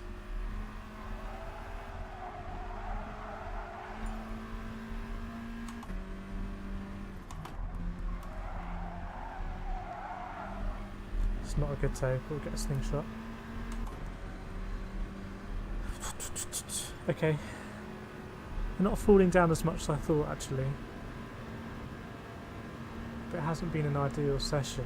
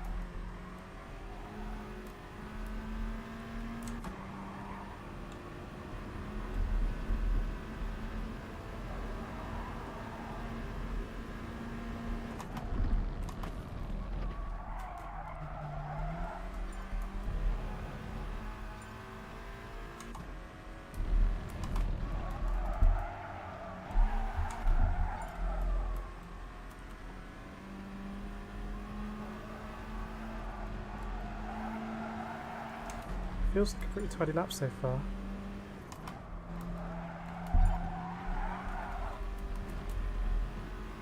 Not the best, pretty tidy, but maybe just not going to be good enough without a tow down the straights.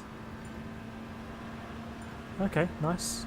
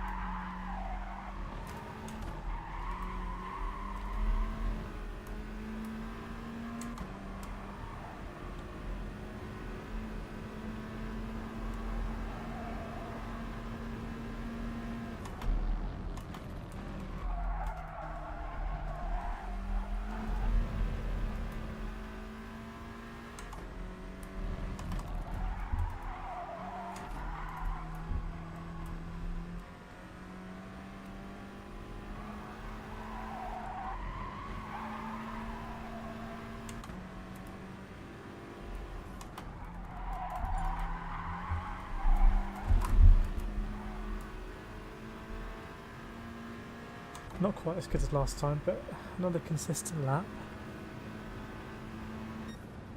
We're miles off first place at least. And breathe.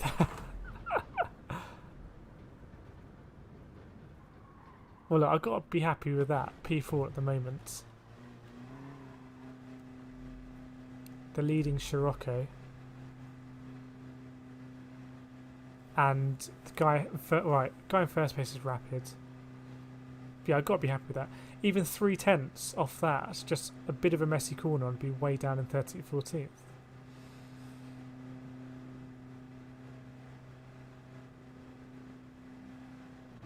So opportunity for some points. So we'll check out what points are. I guess about 170. We were in a 205 yesterday, but we'll see what this is. Yeah, 176. Got to take more care over the DR, massage the DR a little bit. Just try not to get mugged at the first corner and hopefully be on the front foot. Going for a podium, going for a top, or whatever happens, but yeah, top 5 or something like that.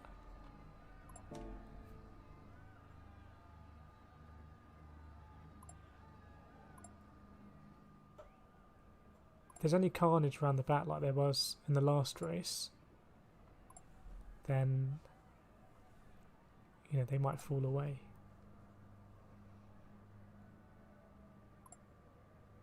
If you actually paired up with someone in FIA, you could do a really good job of qualifying.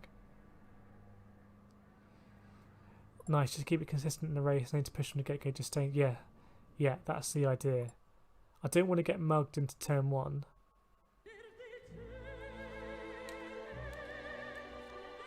So I will try and be a bit defensive and just brake pretty late. But then yeah, I just want to bide my time. And if I feel like I'm faster than someone, I want to concentrate on getting a good exit from the last corner and trying to do them on the straight. Sounds very simple when I put it like that.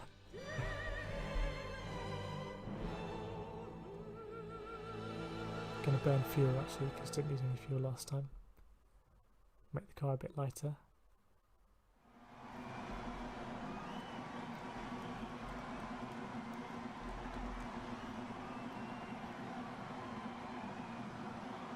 I think we might have a high number on the car here because we've gone down a couple of lobbies.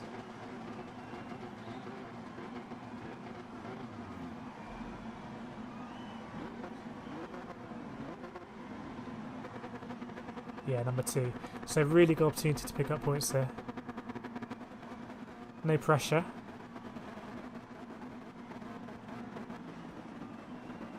Wow, 1,000th of a second.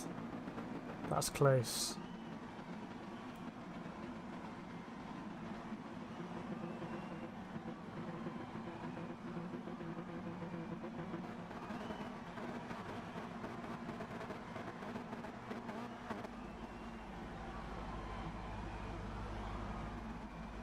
I'm still burning fuel. I hope it's not going to bite me at the end.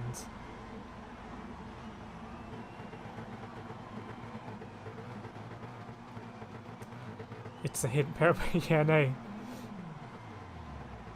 We should totally do that. Anytime you see someone you know in FIA, just say, look, alternate slipstream. It's a bit, you know, what happens if you mess up the lap, but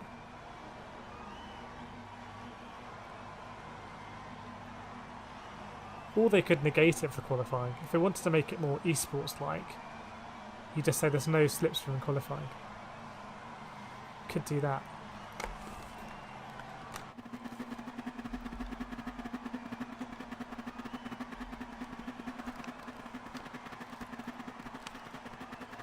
Here we go. Let's try to pick up some points there. Try not to punt anyone.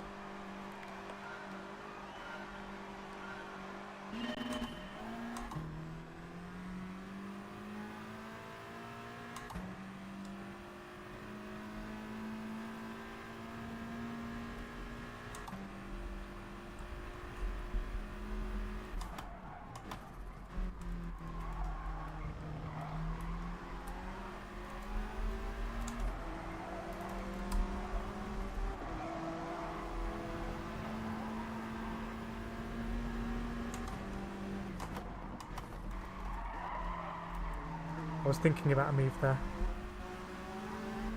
but I heard Flying Flapper in my head saying, don't do it all on the first lap.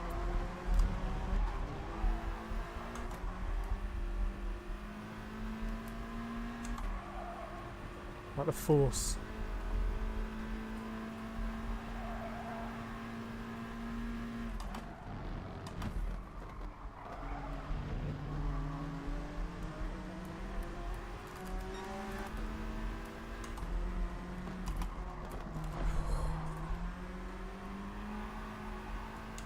I tried to do it, and now I regret it.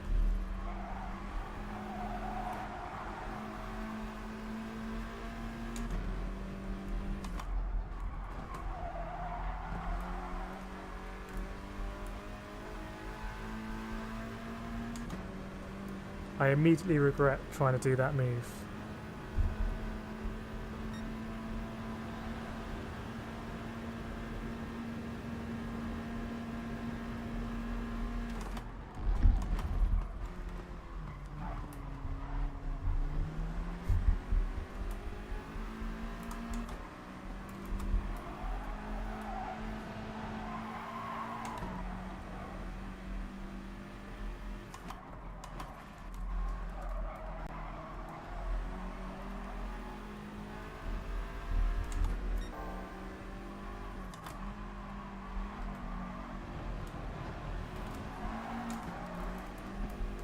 Because overtaking is so difficult here.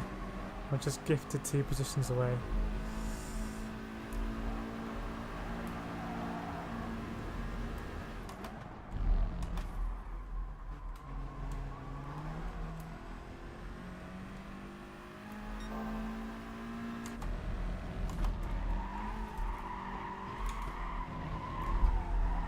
It's pretty on the edge there.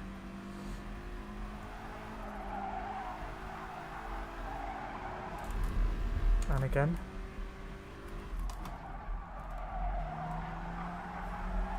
And again, I need to calm down a bit. Trying to do too much.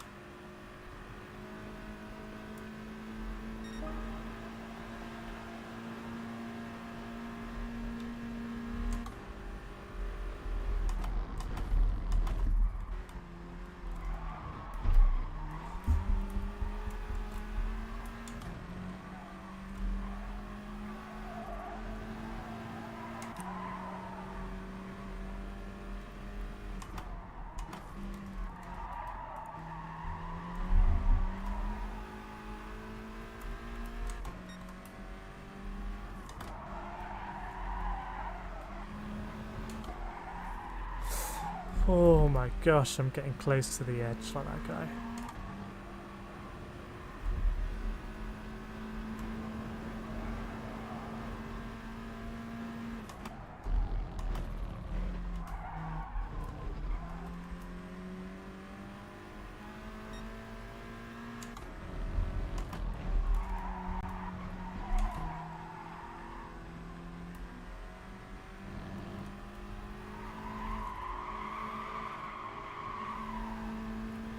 Catching slowly.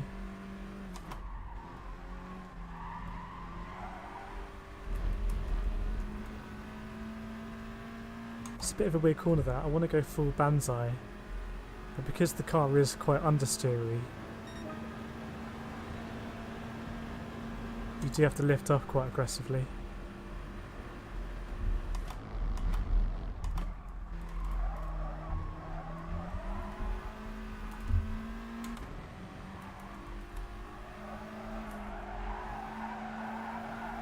Definitely feel like I'm catching them there.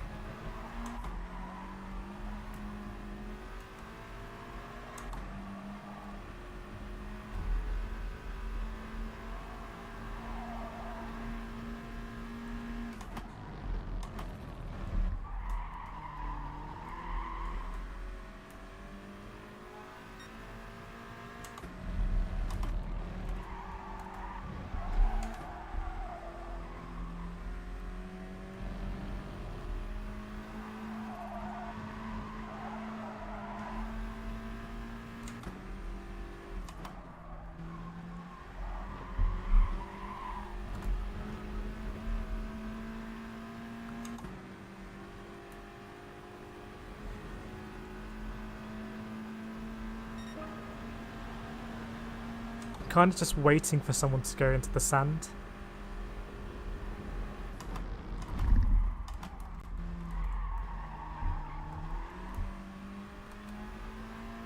Podium is definitely on here. I'd say anything other than that is it's too far away, maybe.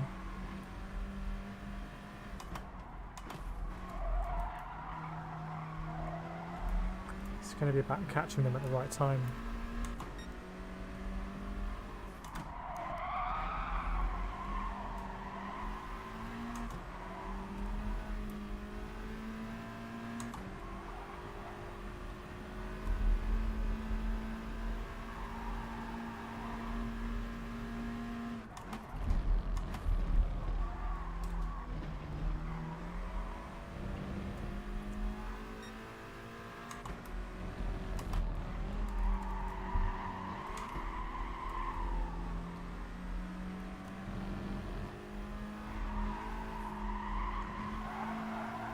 I mean, it's a difficult one. How do I overtake the AMG here?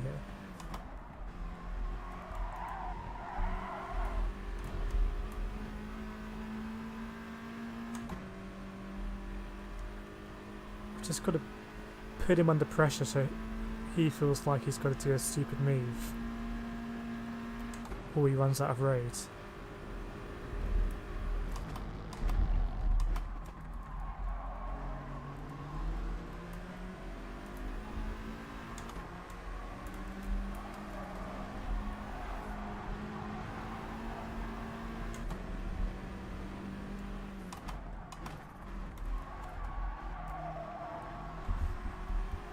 Ooh, that was stressful.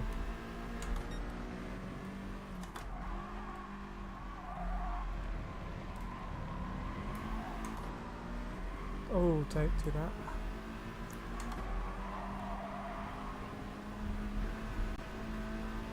I've got the...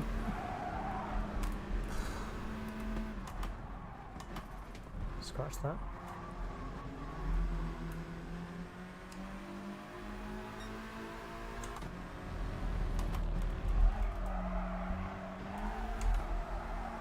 It's another one where I wasn't quite defensive enough. I basically invited him to have a go.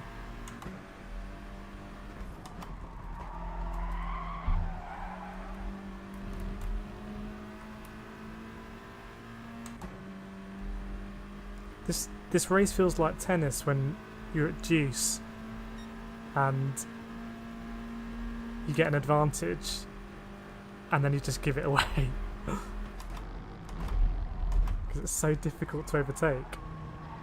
So when you overtake and then immediately let him back, it's like, ah. It's quite a sweet overtake through here. I thought so.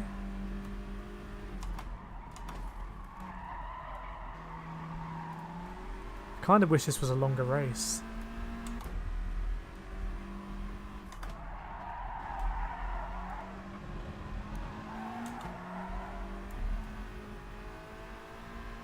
He was a bit naughty, he did squeeze me wide. He knew what he was doing there. This Bahamas chap.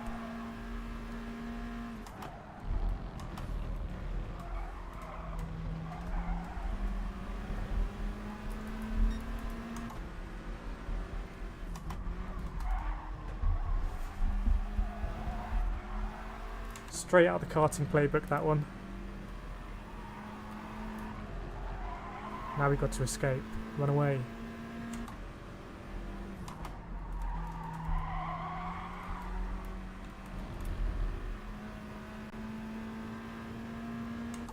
Lost a toe. How much is he gaining? Well, he's not gaining yet. Okay, qualifying laps.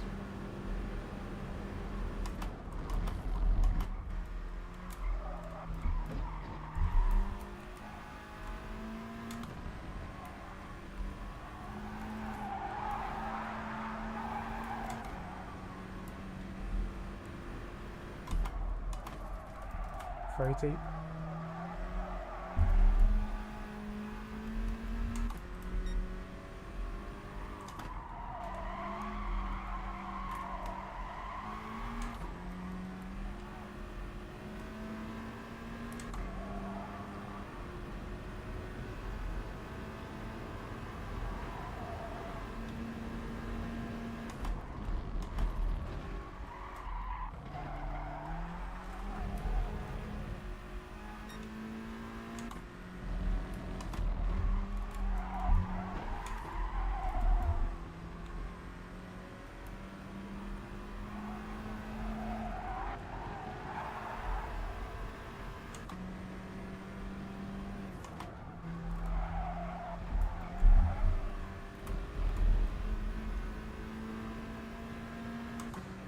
Ooh, I'm just hanging on. Oh, he's got a penalty.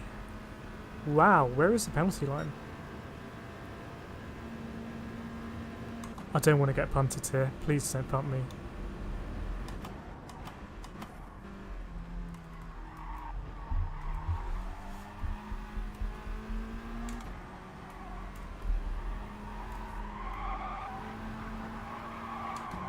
Not today, please, for the punt.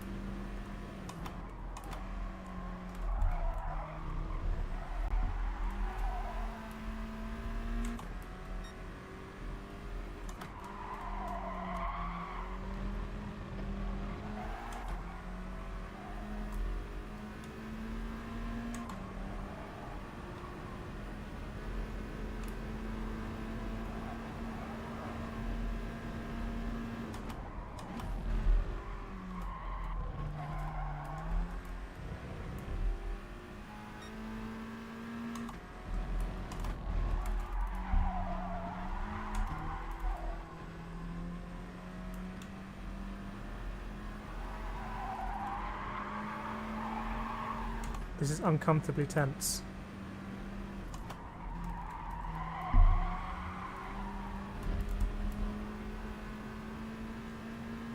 I just fell out of the slipstream. That would have pulled me along a bit. Okay, you can weave about because I'm not in it.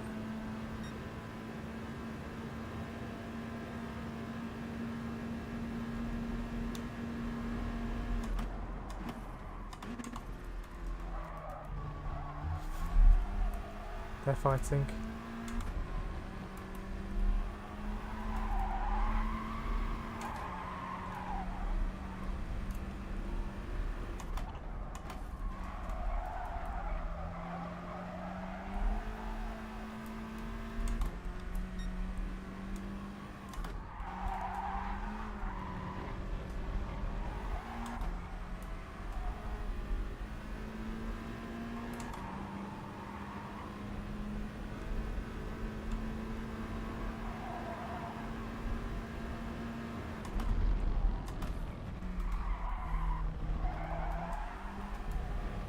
One to second place. Penalty for second place.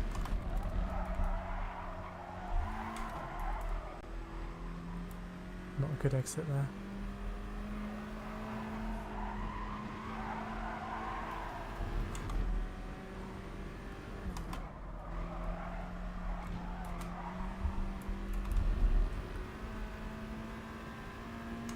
Gonna get in the toe here. Just drag me along a little bit. Ooh, this is tense, this race. Finally getting that invisible pull along.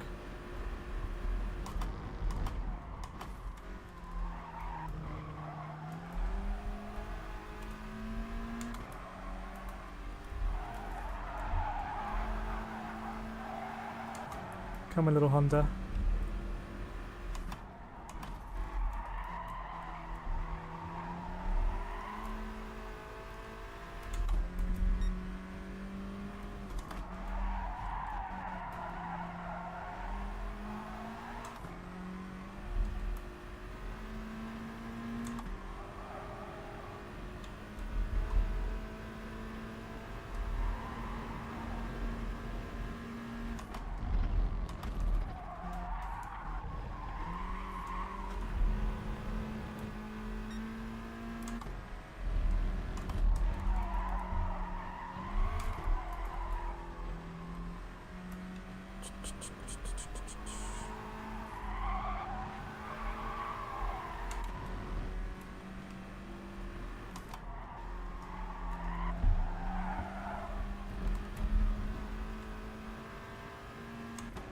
Last lap. This is a really tense race.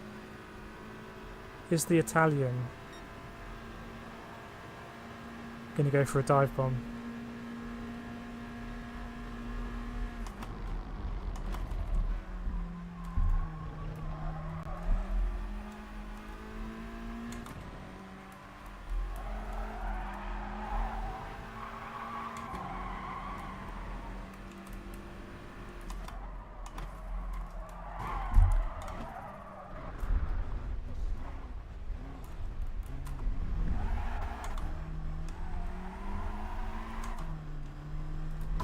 Oops. It's my bad.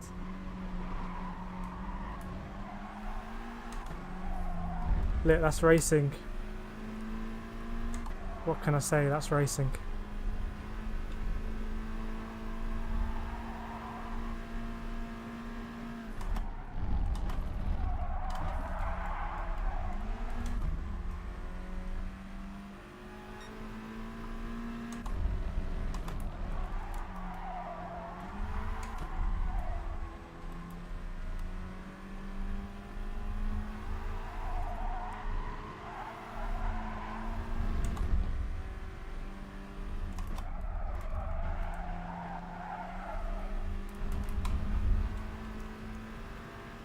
That is racing.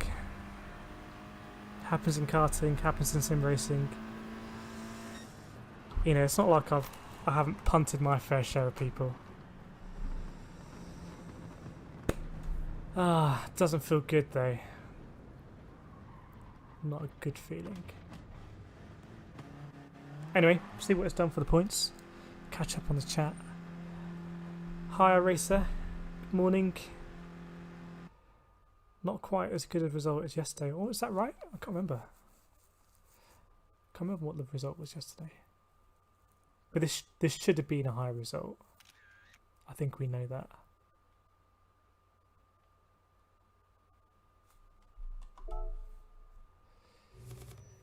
How do you FIA go today? 3 failed attempts.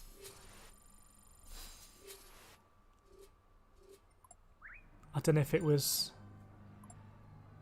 track penalties or running wide or just didn't have the pace.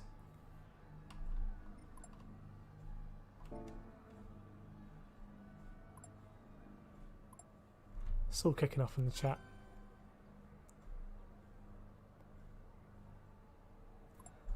That's a shame. 152 points on.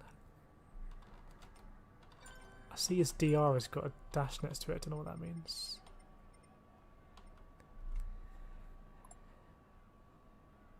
Great race, and thank you for being a good racer. I approve. Yes, I don't know what it was. I raced with the FIA. I guess that was many hours ago, over in that time zone.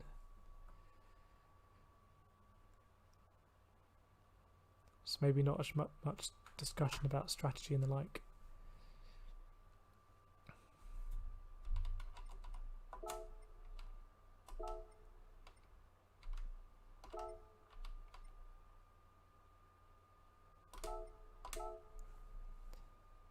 Oh, I forgot to save the replay.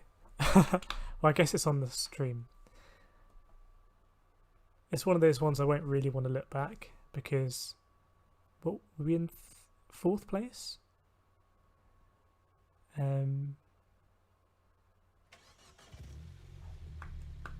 It's just one of those things I could feel it was coming, and there wasn't much I could do.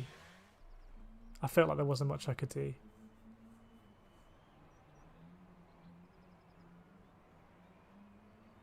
Anyway, that's racing. Yeah, you're right, actually. I should have saved 3 plus so I could see from his perspective, but I'm pretty sure he just punted me off. But then again, in the first race, I did knock off a Lancer, and I think that was my fault. So, you know, it's racing. In the RCZ, there's an RCZ Ghost. So the target is Flying's time. I see you shaved off a few more tenths.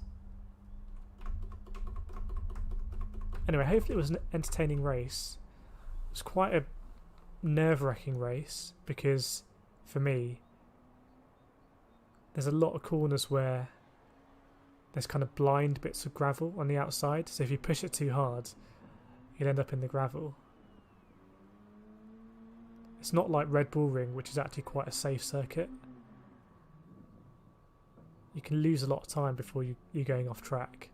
Whereas here you actually gain the most time by getting as close as possible to the edge of the track. So an interesting one. Let me jump in and do a couple laps in the RCZ, try to get up to speed. Thanks, Al. Thanks for the support as well. Yeah.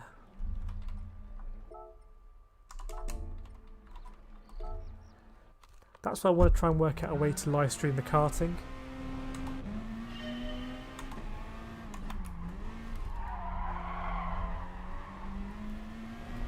I think the live element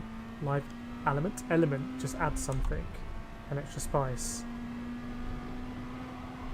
You don't know what's going to happen. Is there going to be a win? Is there going to be a knockoff? You know, it's going to be a massive crash. Just don't know.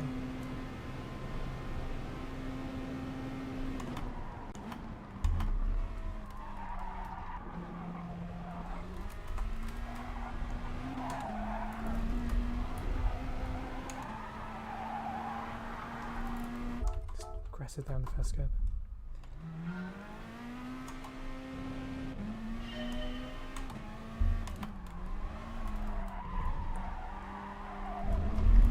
Fine, I don't know what brake balance you were using in the RCZ. I've gone for 2 to the rear, just pretty randomly.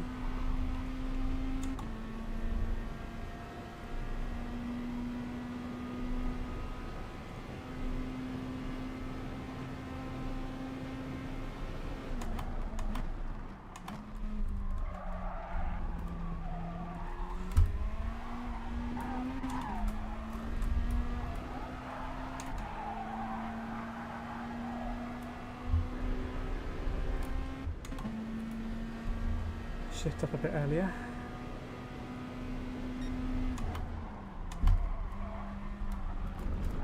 Brake a lot later there. Second gear maybe.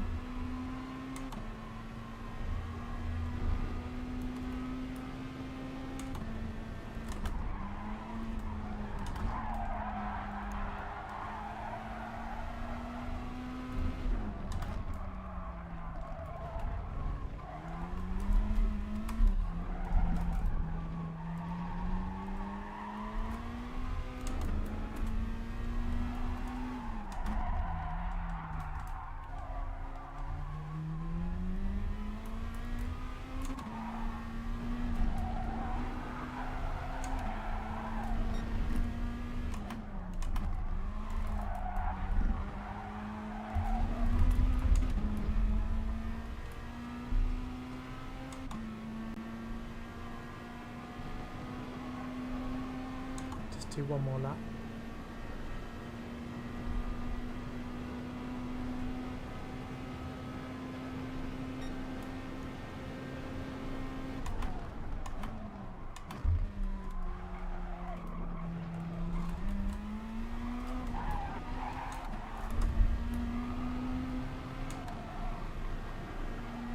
It's a bit of a better line. Really pays dividends in the straight. Brake a bit later here. Just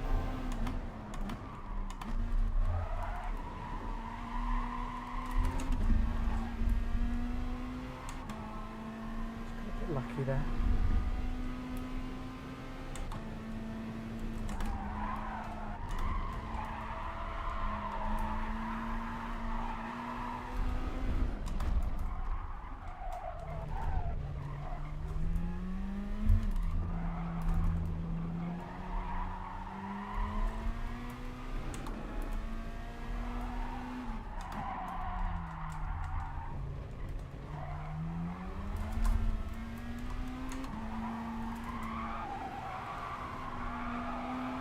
Very messy in places.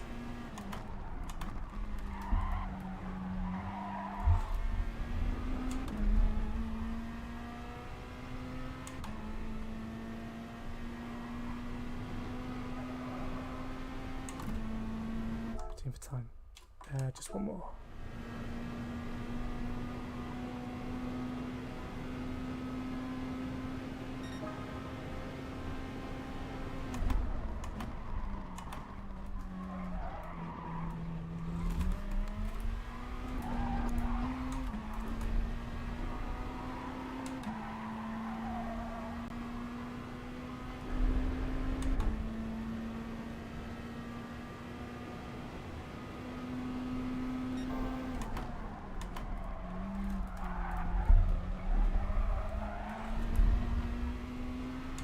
Okay, just kept it in third. Seems to be a lot better.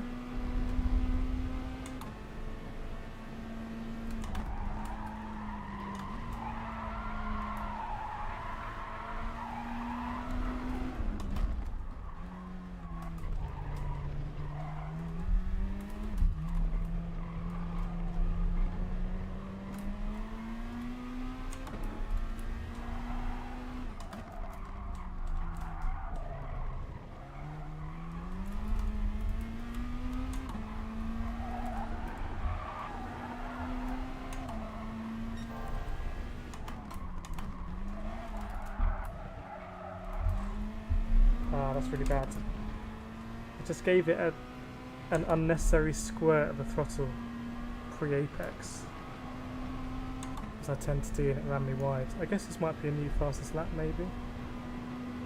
Doing some very quick maths. Not quite. Anyway, that felt good.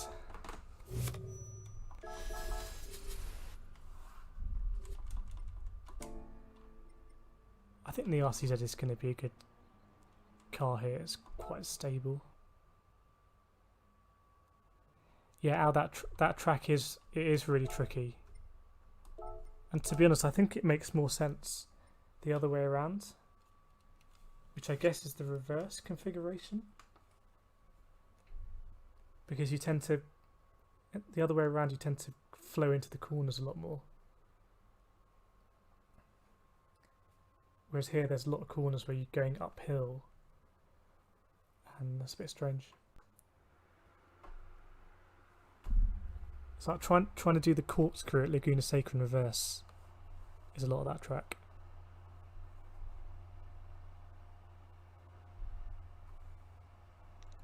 Yeah, I should have saved that replay. Oh well, I think I'm over it now. I think I'm over it.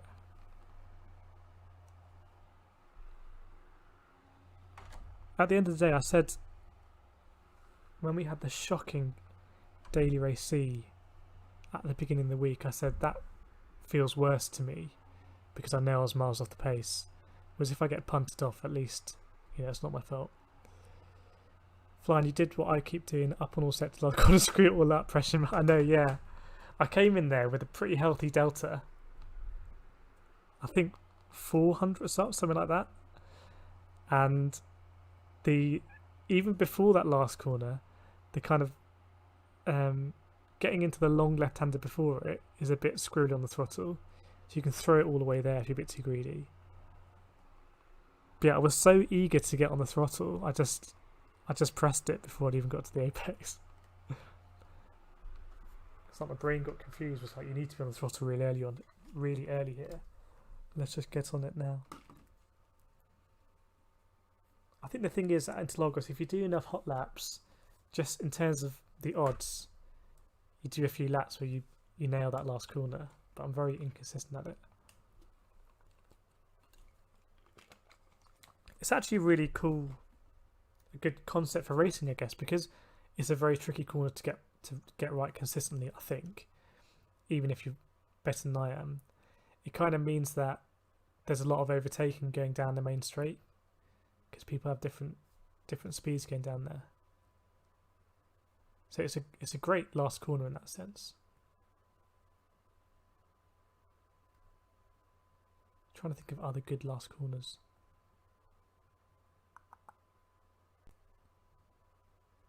It's not like Monza, where the last corner at Monza is quite easy and quite forgiving, parabolic in terms of the different lines you can take through.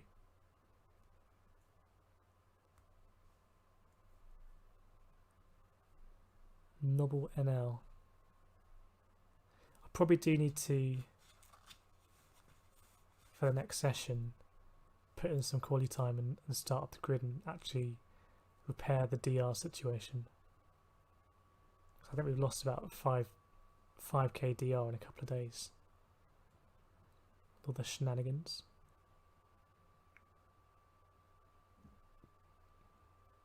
Quite a lot of RCZs here. Someone in the Jaguar at the end. That's true, in heavy braking zone for turn 1, yeah.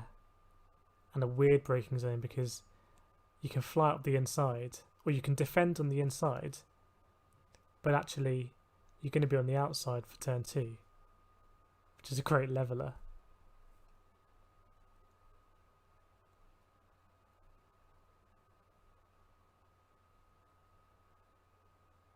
Quite easy to outbrake yourself if you go on the outside as well.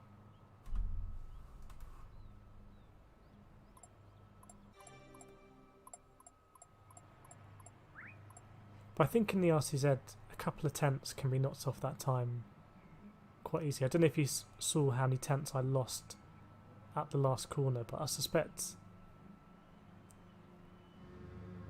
over that lap there was 2 tenths as fairly low hanging fruit. Guess that wouldn't really be enough here. So it looks like those 31.3s, the lap times you're going for, are what you really need to get.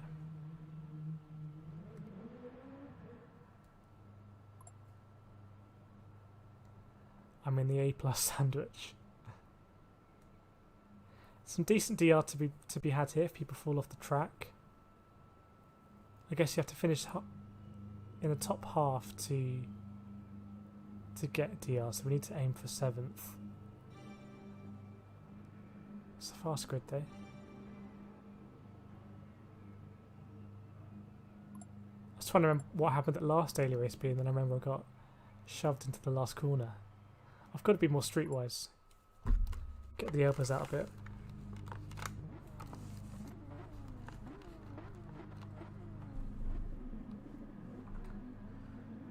Nice helmet.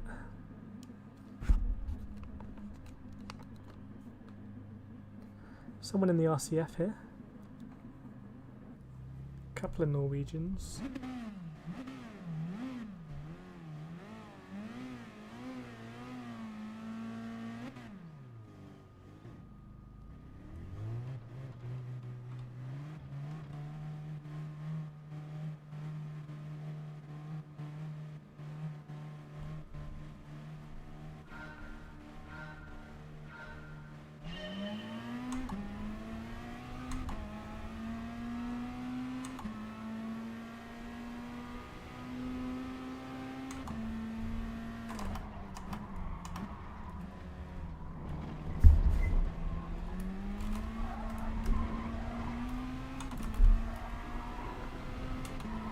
In the practice I was getting a lot better at cutting the corner at turn 2. Bit of a mentality shift.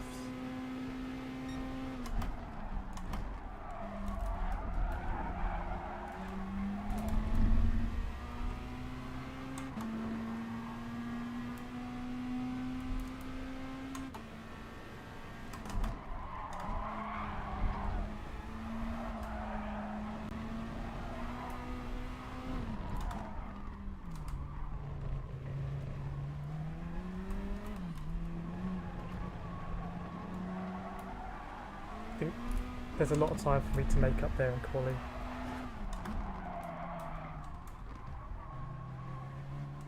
Fair play to the guy behind.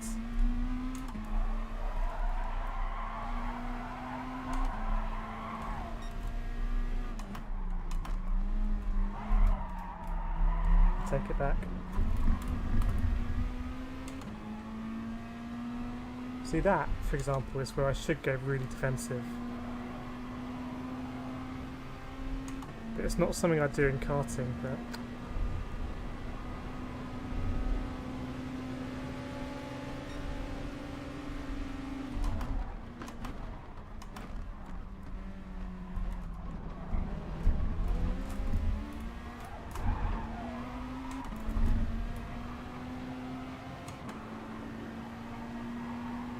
ooh, might be a penalty for the Austrian. Big old penalty there.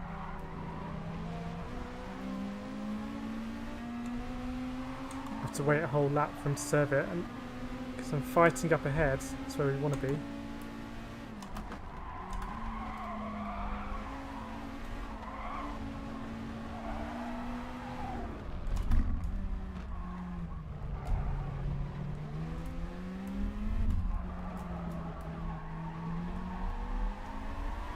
man, the RCZ is so much more stable than the Aston.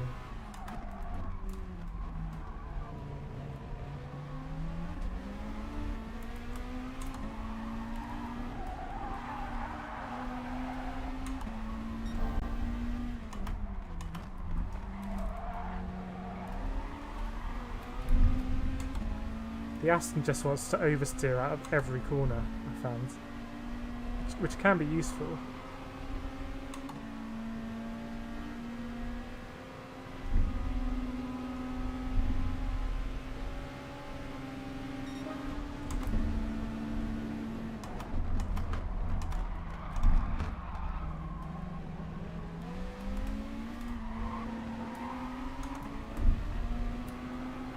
It's a bit of a weird penalty zone here. Very late in the straight. I'm going to try and go through this guy.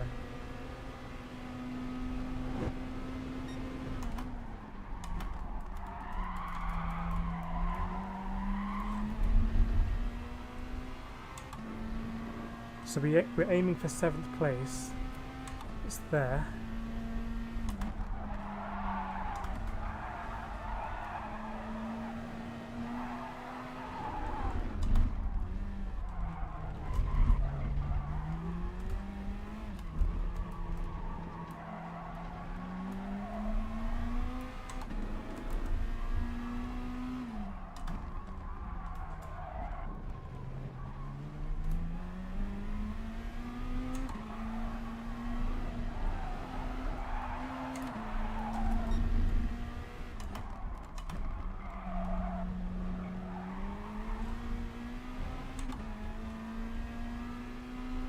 It's there, but we're going to need some assistance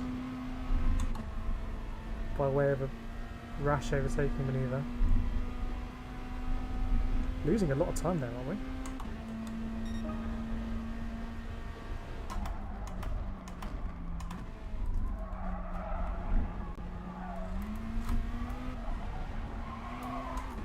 That orange car did very well to get back on the track.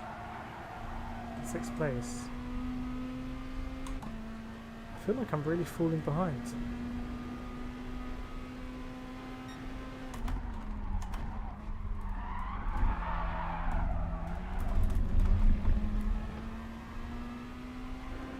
Hopefully not a penalty.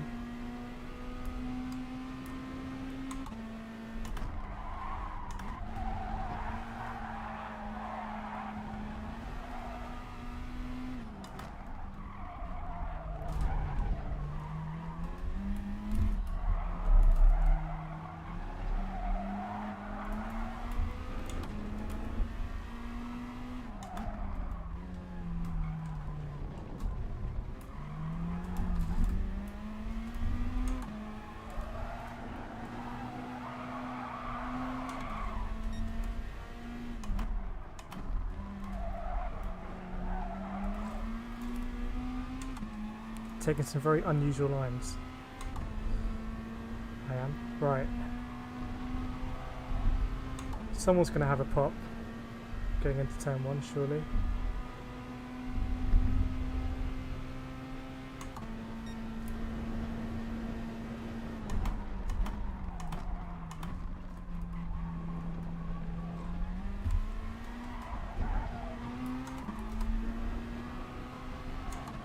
Is he trying to do some kind of shortcut? He's going to block me here, isn't he? Oh no.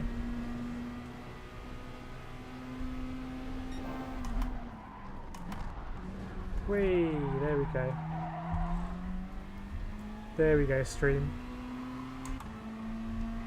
It's that kind of evening. The penalty gods. What was it? Punting gods. We're in our favour in this race.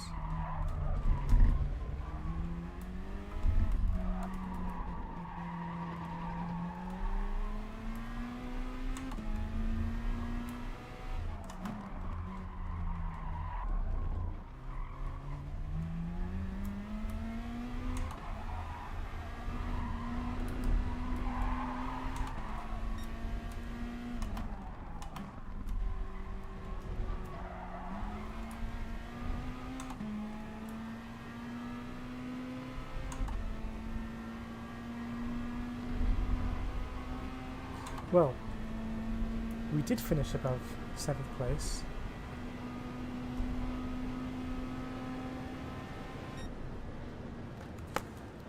What a torpedo, yeah.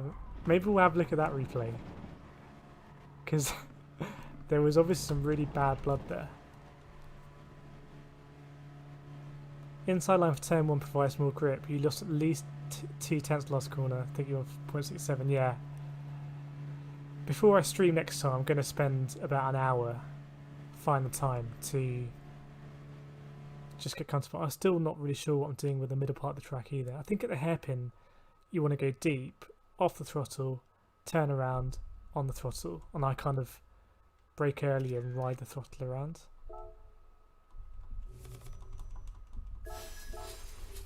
Good DR, yeah, must be. Must be. And these races are going to be half decent. Well, touch wood, touch the wall. If I start higher up the grid, is it all going to kick off in the chat? Stupid racer. It was actually a really good torpedo. You completely skittled. Sorry, mate. Is that it? I guess, yeah, wow. So you went from 5th place all the way down. Has he got a reason? Dodgy brake?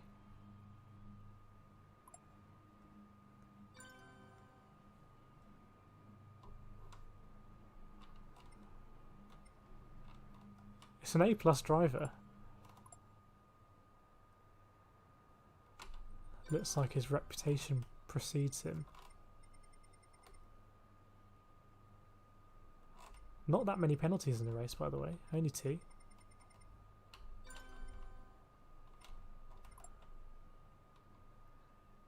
Oh, he's complaining about getting bombed 2 times. Let's see what happened. High door number, good points. Yeah, I'm not 100% sure on the equation, but I've always found that if I have a low door number instead of a race C, 1920, and I finish near the top, I can gain over 1,000 DR. A few photos.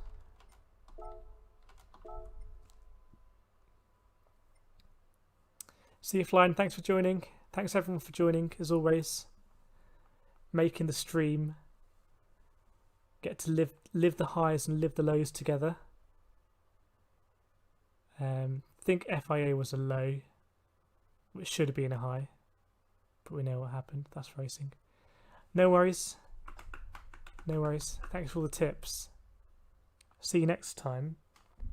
And wants to know what the races are for next week, I will sort out the time for the lobby, I think on Sunday, where we can just practice, talk tips and stuff like that.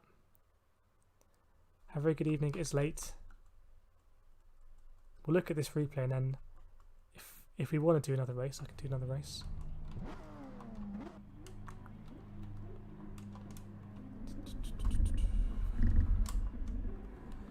Cool the wheel while this is happening. I don't know what everyone has thought about the standard of racing today, but for me there seems to be an extra layer of aggression today.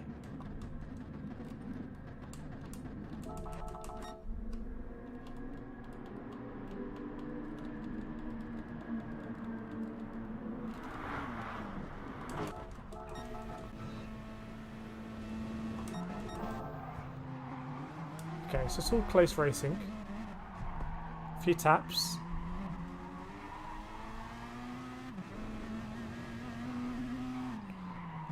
Thanks, flying.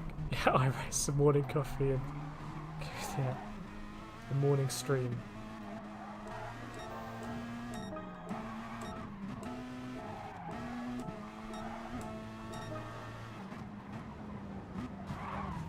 Okay. Let's look at the perspective from behind.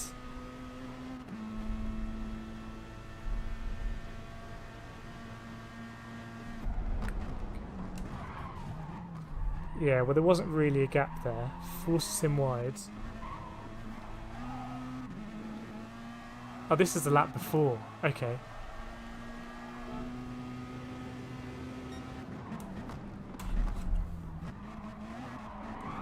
It's all getting a bit aggressive.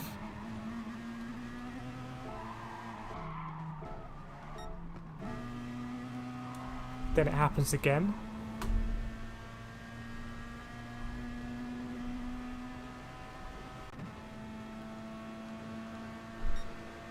Thing is, the guy ahead, he's not really to the left, he's not really to the right, he's trying to hog the middle of the race. So, you know, I can see that. A bit more argy-bargy. And now the red mist has fully descended. Lucky he didn't pump me off, but he had bigger fish to fry. Oh, I was so lucky! And it's a strike.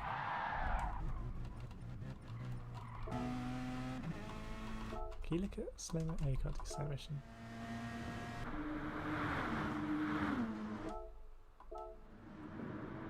That was lucky. And then I don't know how he manages to hit the first driver. Oh, he gets a bit of a ricochet. Classic. Let's jump in again. We might race him again. Do one more. We're going to get in. Oh, that's a motorbike. Is that a motorbike or a car? It's got 4 wheels.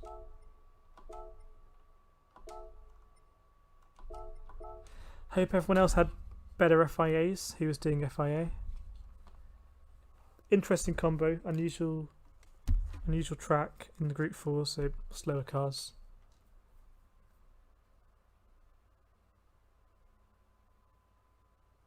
I think if I just had a bit more pace and looked forward, I could have broken away from him and he wouldn't have had the chance to punt me. Is another way of looking at it.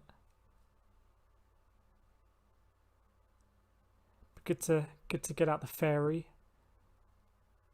Scirocco, one of my favourite liveries. How could anyone punt that livery? That's a good concept actually. Have a livery where people don't want to punt it. Or use reverse psychology, just have arrows pointing at the bumper saying punt here. Something like that. Go for another race B.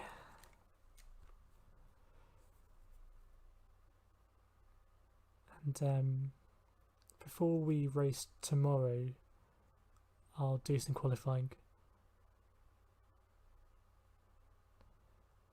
Good evening, Ian. Thanks for joining. Better late than never.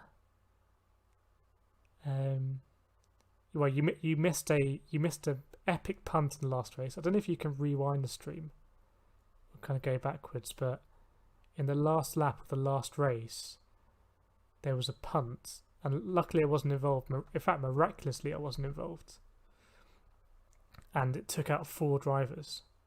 It's a 4-driver punt. It's like a 4-ball snooker, not snooker, a plant in snooker. It all balled over with an Italian.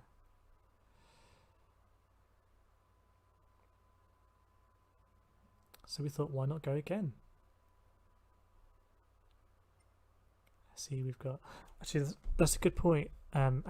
I need to check the DR.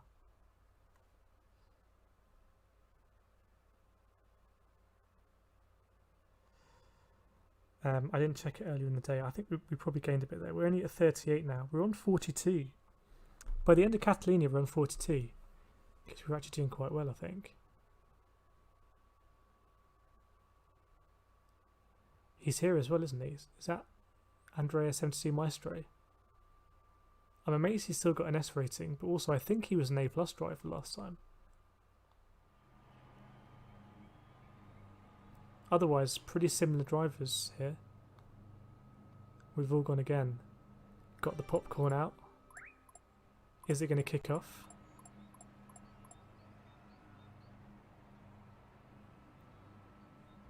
I do like it when it pulls over a bit.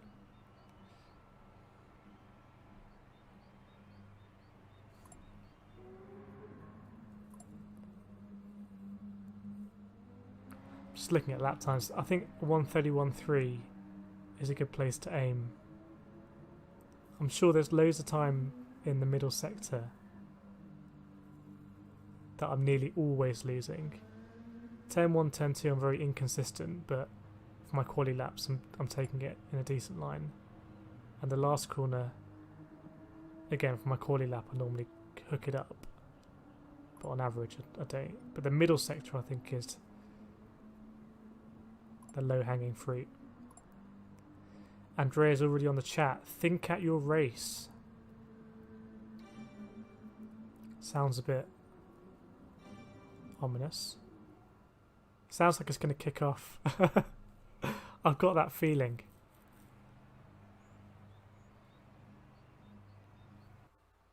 It's worth checking out the radar on this race, I think.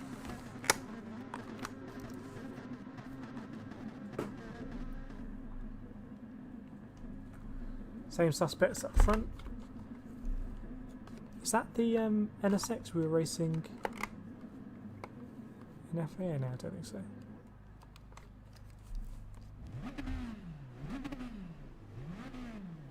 Funny thing about this game is you rarely see any BMWs. So in terms of whatever they're doing with parity and BOP, it never seems to work out for BMW.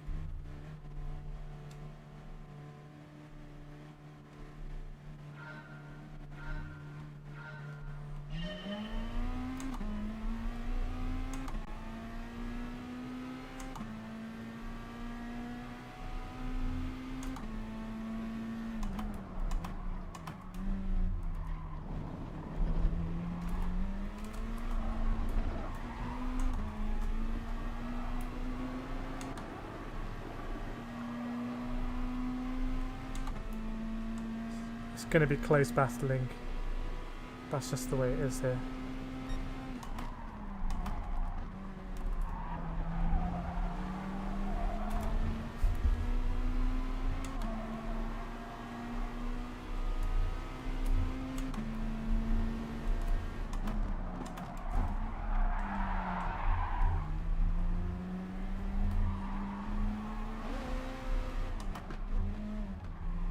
This guy again.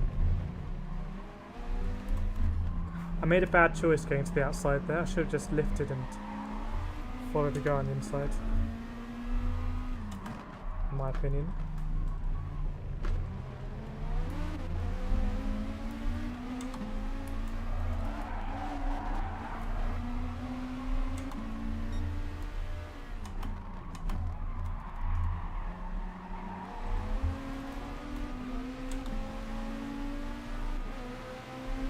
What's going to happen here? Place your bets. No! I'm not part of this. He just swatted that beetle like it was a fly.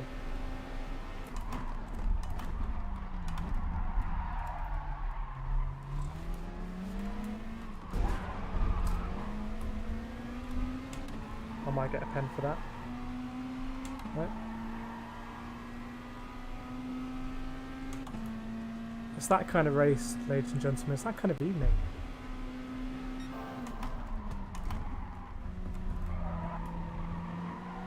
Porsche went very wide there, might be slow.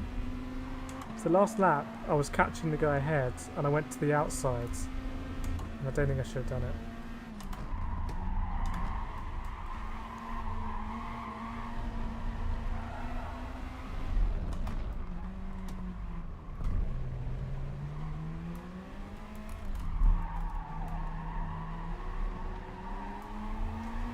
We can make a move on this Atenza.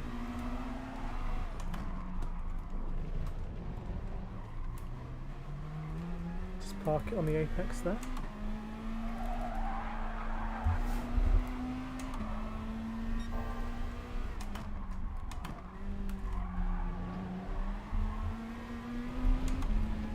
Getting, how do I say it? I think I'm getting more familiar with Interlagos quicker than I was with Catalunya.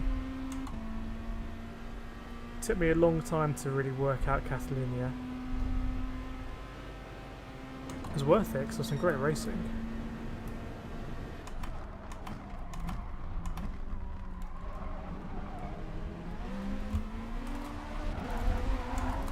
had to lift there, otherwise there was going to be a calamity.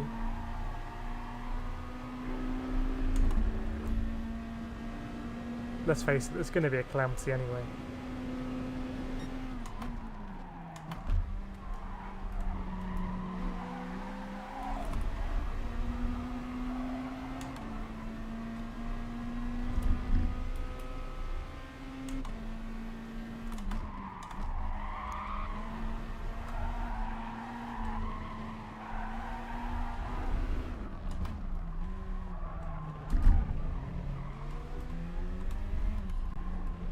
Ian, I saw you were setting decent lap times around here. Can't remember which car. Thames or the RCZ, I think.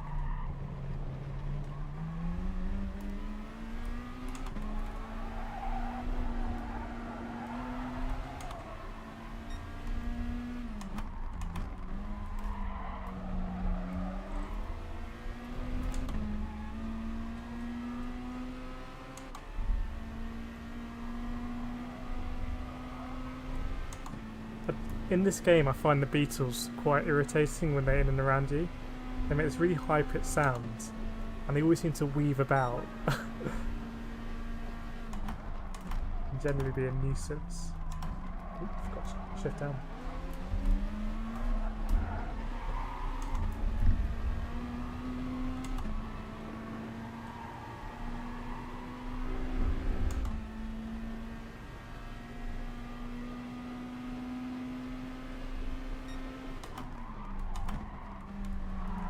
Porsche's in trouble.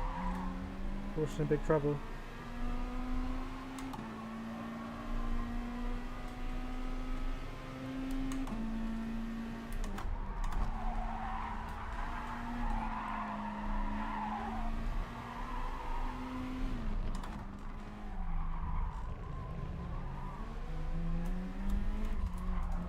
And that's why it's not good to be on the outside there.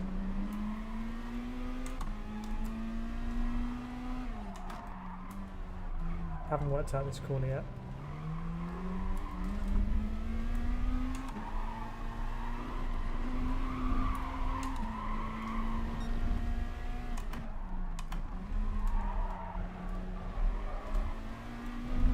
Decent exit. Might have a run on this guy, but he is so incredibly defensive. It's going to have to be like a suicide move. I'm going to feint to go this way, and then we'll switch across.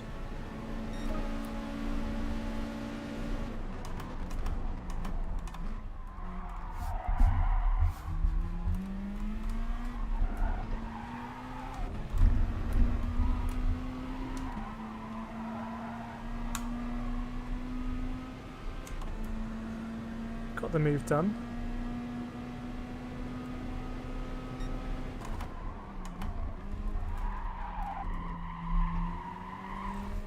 Pretty laborious through there. Ooh, bonus position. Why do I feel a punt incoming?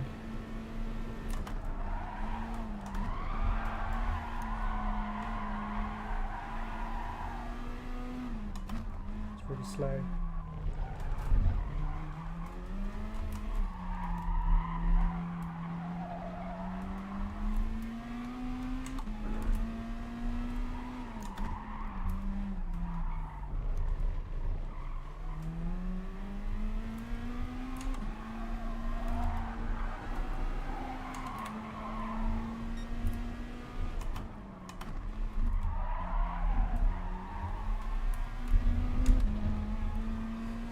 P6 from, I don't know where we were on the grid, but it wasn't great, I think.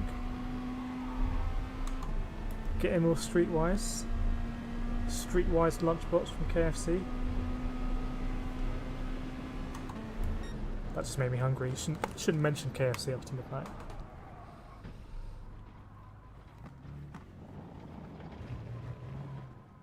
Ian, that took an amount of skill to kill 3. I know he did. He managed to avoid me. Came from the other side, and then I'd love to make a slow motion video of that, kind of really slow motion, if I had the time. Went up 3 positions, nice.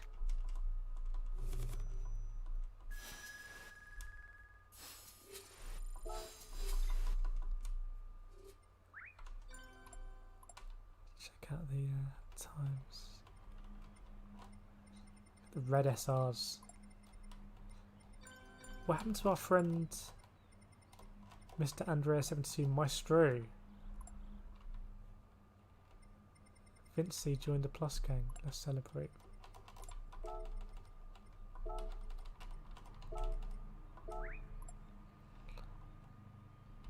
Roger. We'll save race and look on you. People are getting this guy's number.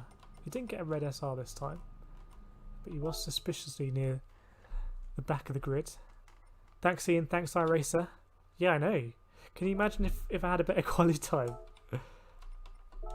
How's the quality looking?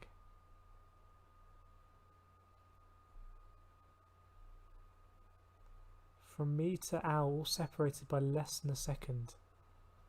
And then flying well out in front. Got the RCZ crew and the Atenza crew. So what did that do for the DR? Okay, that was a 600 point bump. So I have a bit of a dilemma. I don't know whether to actively push for A+ for that last 10,000 DR. I don't know if that's going to be fun to do, or it's going to feel like grinding. And it's a bit arbitrary. It's very arbitrary. And I have to use alt accounts. Or just keep doing what I'm doing, which is just race. I'm not really bothered about the DR. But then not being the kind of splits that I could be for FIA. So I don't know how I feel about that. Don't know what other people are doing.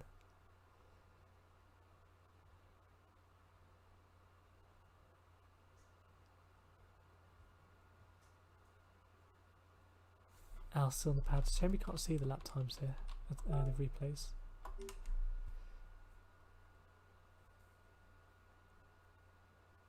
It's a good battle though.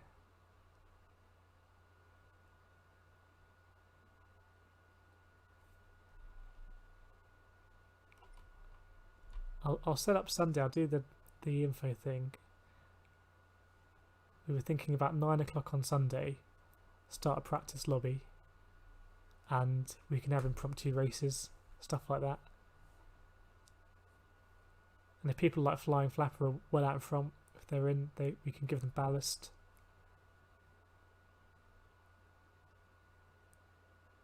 Get a head start for the races in the week ahead. Ian, I've been thinking about dropping to B, so I'm not paranoid about DRM races. Yeah, but then you could just have an alternate account.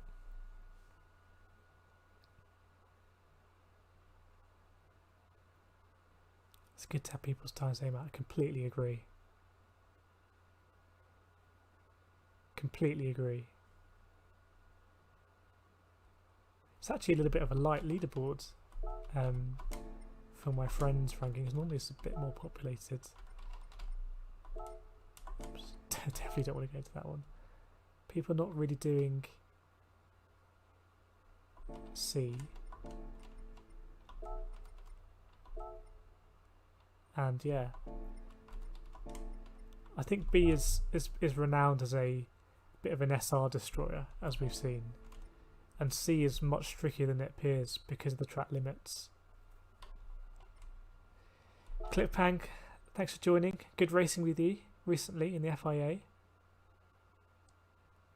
think you were hunting us down in an AMG or a GTR in Austria. It doesn't look any cleaner up at A than B. Yeah, we'll do another race B. We'll risk it for the proverbial biscuit. Keep it in the RCZ.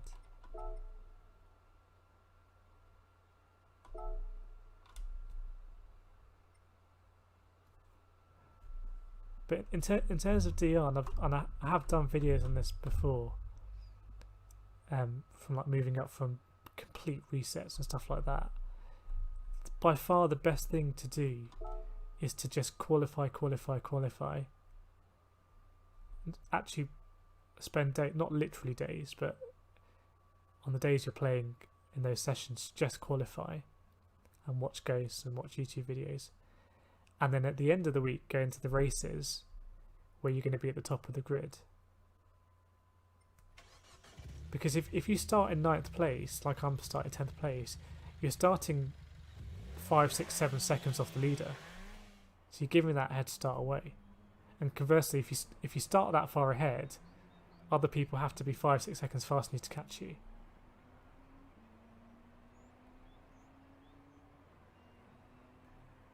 I really like racing. That's why I play the game, and I like karting, and it's all, I want to have battles and I want to have decisions. Am I going to overtake on the left or the right? Am I going to lift here? Strategy. That's what really gets me going. Close battling. So I'm jumping in the racing, but 100% this is not the best way to build DR. In fact, it's a terrible way to build DR.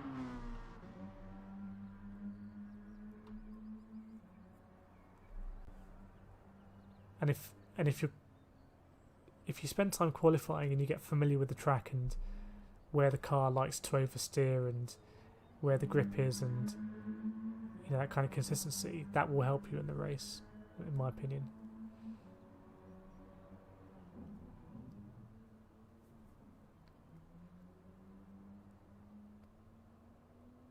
It's all a process of discovery.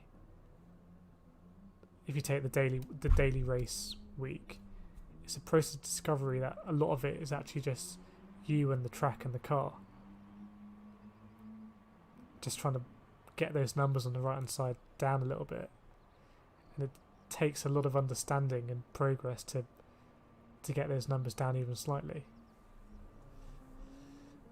And then you add other drivers into the mix and all the carnage.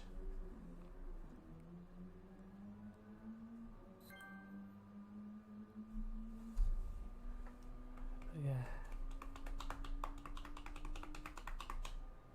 Do another race. Cliff, I don't know if you're going to join us in the carnage that's daily race B.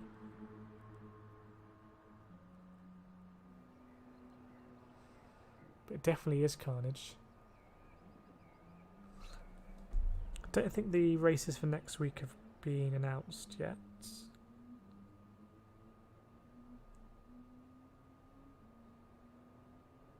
just check.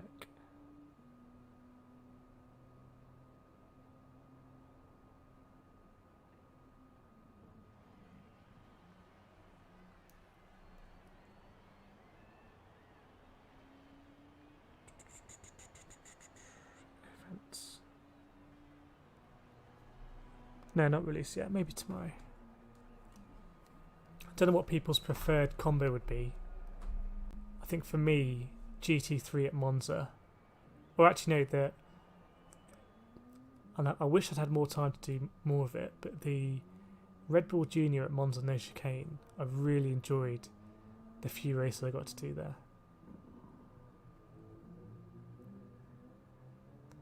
Ian True, I guess I'm on seatbelt learning curve, so it's better to learn the tracks and be in the race all the time. Yeah, you learn more in time trial than, well, okay, that's not entirely true. It is often helpful to do a few races to follow people's lines, because you instinctively brake where they brake and lift, etc. But I think the majority of time trialing. Mr. Maestro in the mix again. We haven't crossed him yet. And this guy in the Beetle is an absolute menace.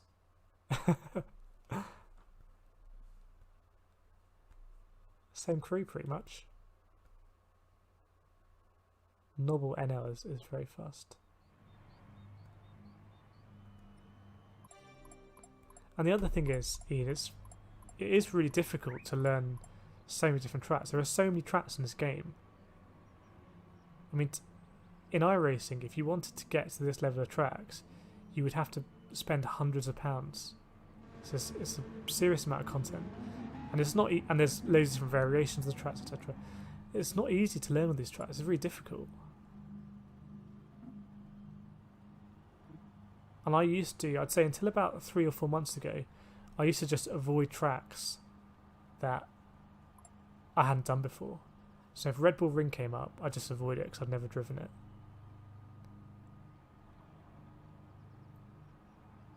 Whereas now I'm in a slightly different place, and I want to really improve as a driver, and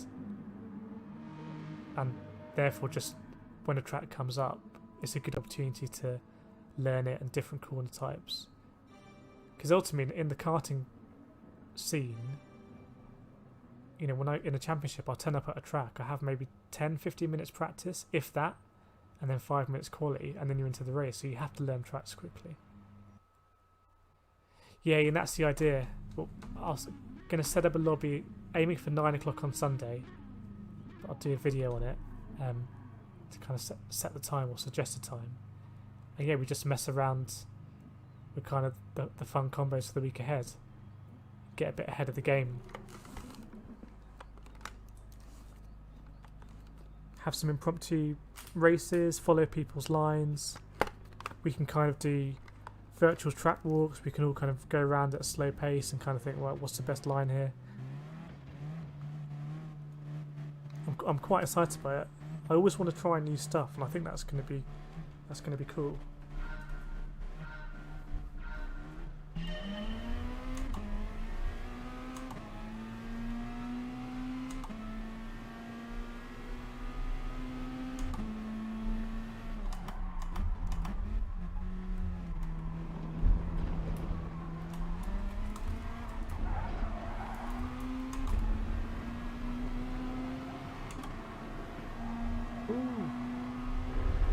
Right, I'm going to be streetwise this race.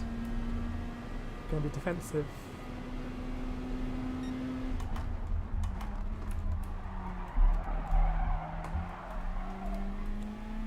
See, it looks like a Hamilton din, but I'm turning in as much as I can.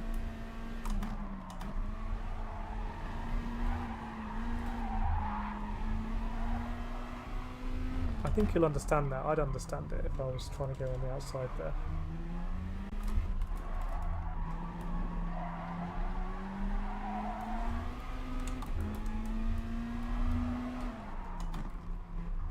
Whoa, it's all kicking off behind.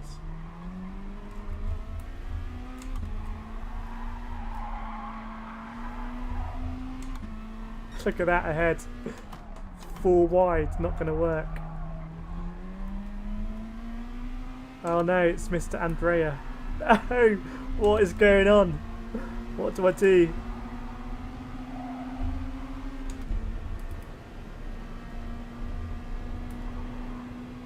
Decent move, chat.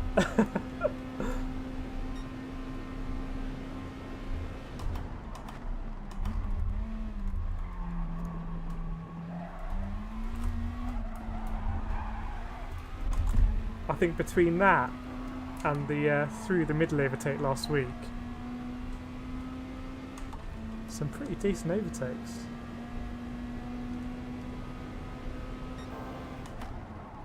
Doesn't mean anything till we get to the finish. So you're so on the edge there. If you want to overtake around the outside, it's like, it's at your risk.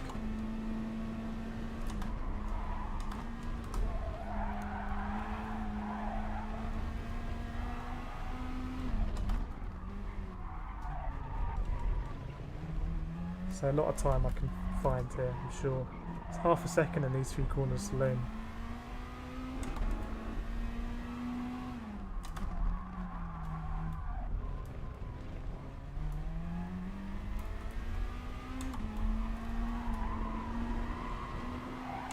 But that's what I mean, that was pure racing instinct. What do I do? Balls it up. Making quick decisions. And that's what gets me going.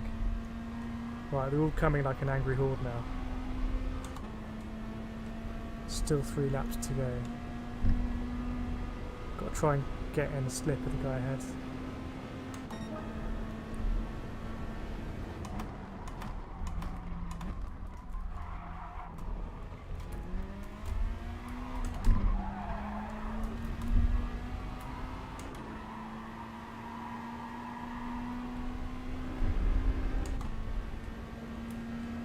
Fighting ahead as well.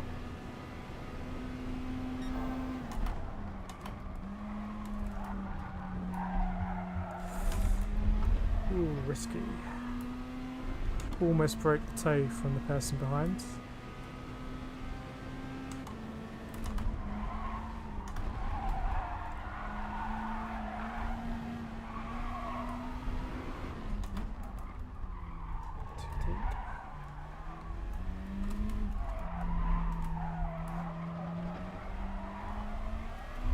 Lost a lot of time.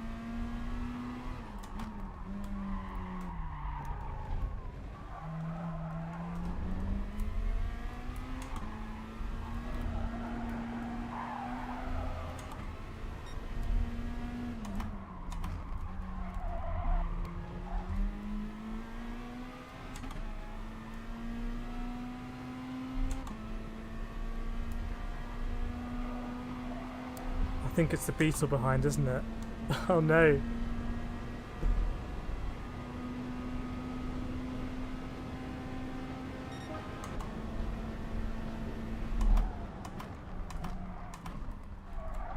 Ooh, slidey.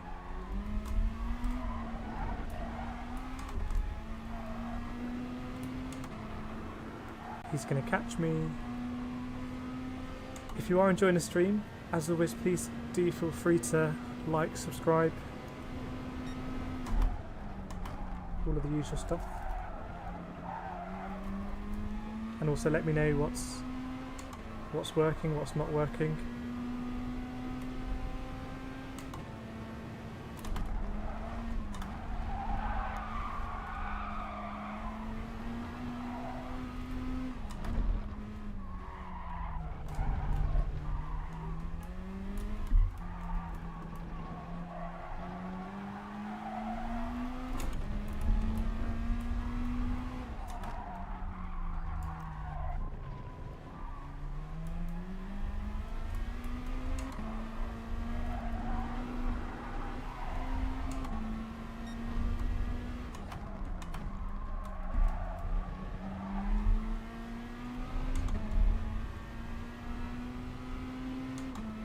Felt like a decent exit. Hey, a 4th place would not go amiss.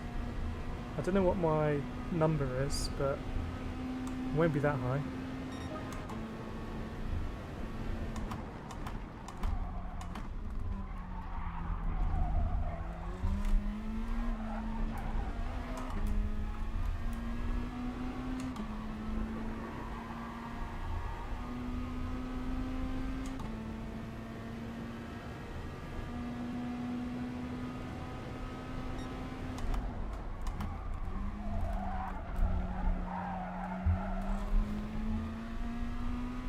There's a very different line for that corner, which I think is faster, where you brake earlier and you get on the power a lot earlier. Which I'm not doing.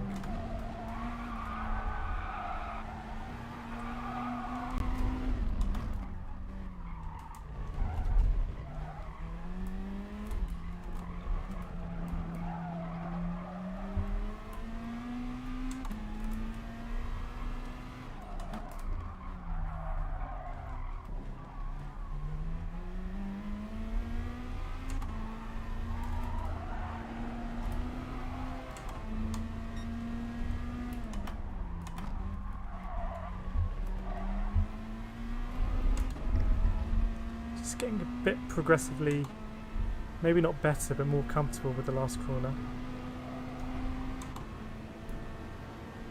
Unexpected result. We're definitely going to have a look and see what happened there. With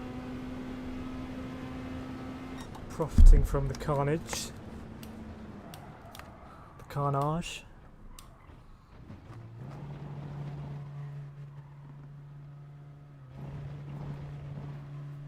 Cliff Pang, dropping to B, I agree, it's so much easier on lower DR rating races.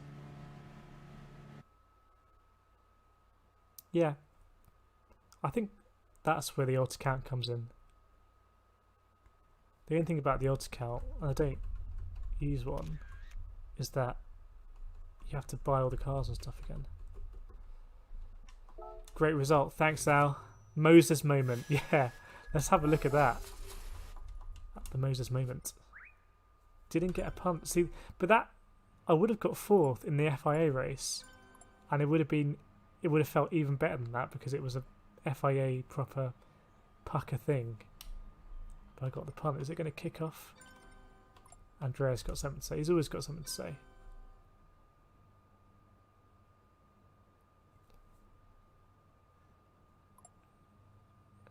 Read the comments.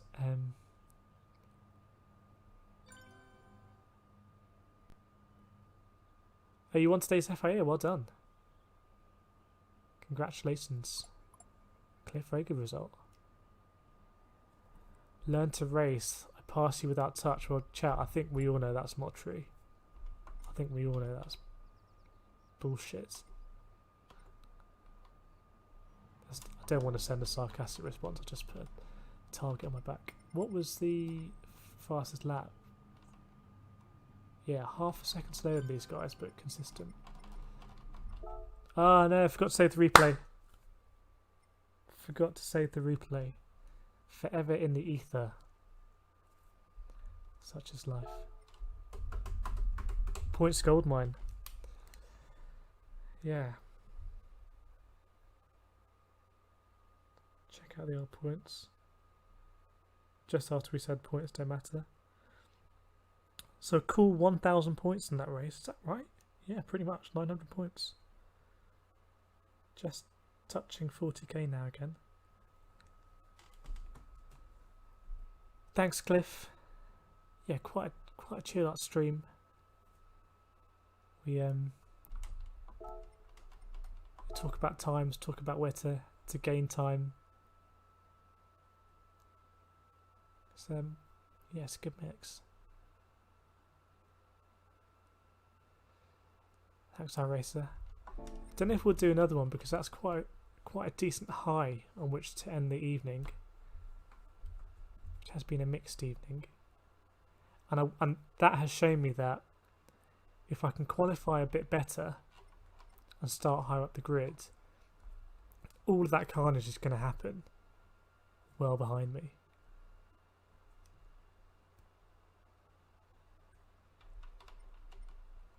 So I think we might wrap up the stream there. And what I'll do tomorrow, if I get on that reasonable hour, is spend an hour before just trying to get a qualifying time. So if you see me on the next stream, my qualifying time is still 1:31.8 in the Vantage.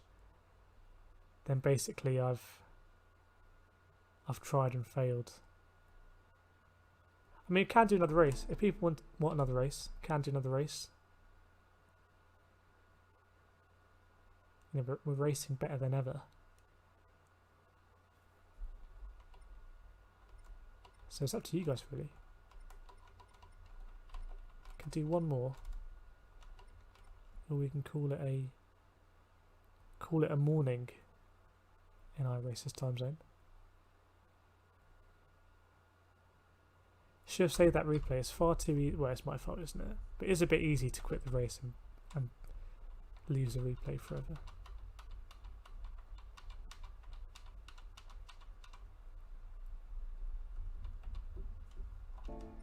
Just check out FIA while we think about it.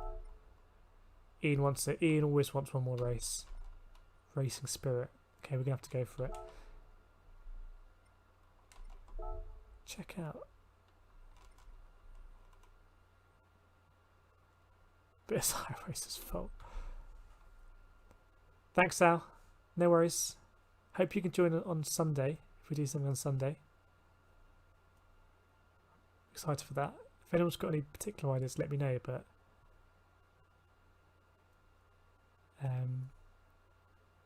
hopefully it sets us up nicely for the week ahead. Thanks for joining, Al, as always.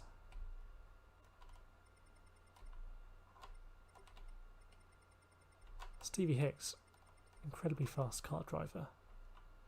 Club 100 super champion, I think. Oh, gonna miss the timing. So I didn't really take manufacturers that seriously, as you can see by the rounds. But 170 in the last race, and it would have been 150 or so. So yeah, it's gonna eat me away that a little bit. But we win and lose as a stream. That last one was definitely a win, proverbial win, but we'll go again.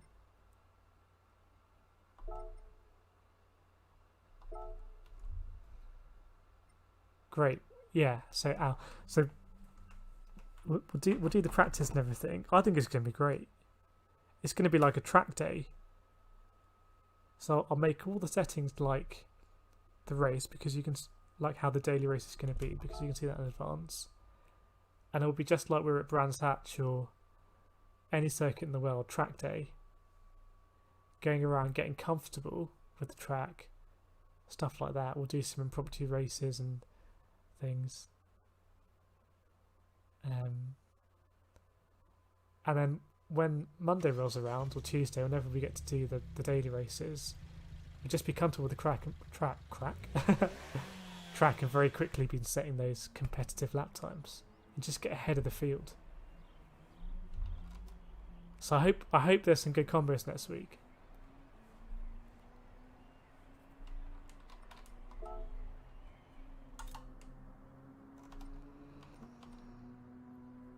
Things I need to do that I haven't done, just haven't had the time. I want to do that video when we were racing Josetti. That's pretty cool.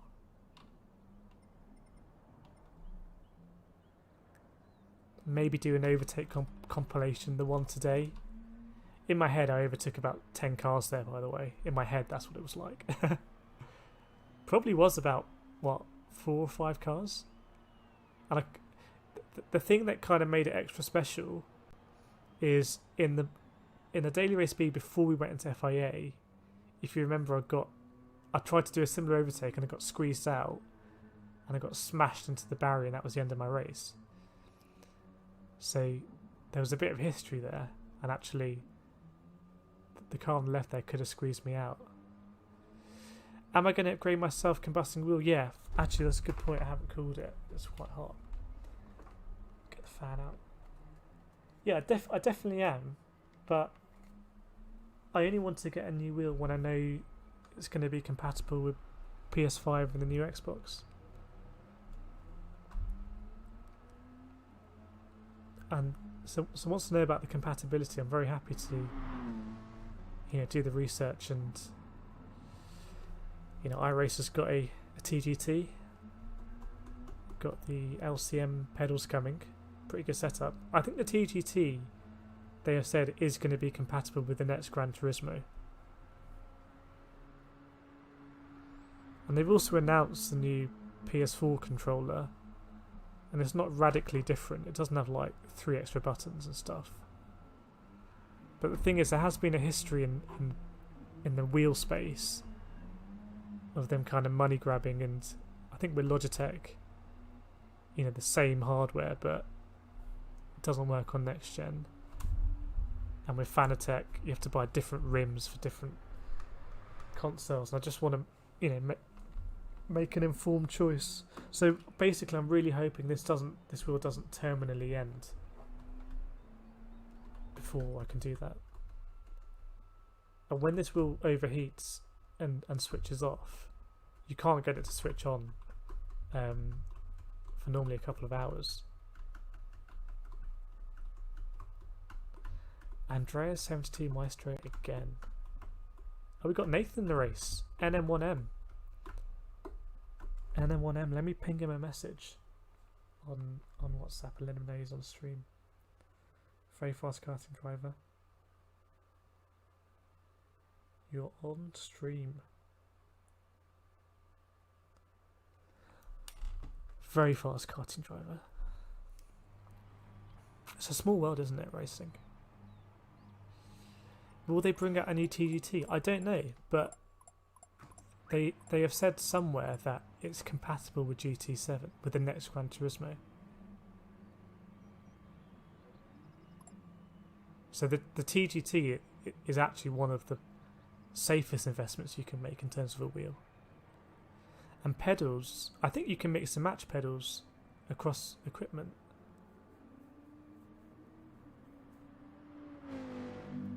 But in any event, for example, iRacer, even if 3 laps quality, I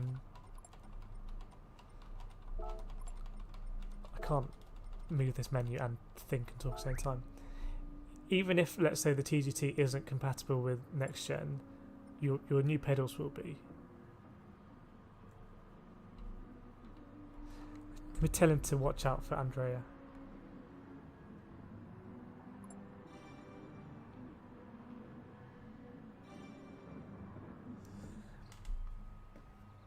Right, another race. We're doing it. On a bit of a roll. Are we on a roll?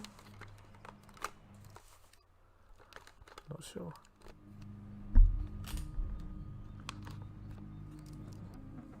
Yeah, but I think. Well, I'm actually not the best person to speak about wheels because I use a really old beat-up wheel. But I can speak a little bit about pedals because I've got the T3PA Pro pedals. And I think pedals actually do make a bit of a difference than the plasticky ones that came with the T18 and T150. I think you get the same pedals with the T18 and T150. And I was cynical. I thought, well, pedals are pedals. They all say they've got about 1,000 steps of input or whatever. But actually, my racing has taken a step up on these pedals. Might just be more practice, but... Right. We ran the guy behind wide last time. Streetwise. Actually mugging someone else instead of being mugged off. The muggy turns into the mugger.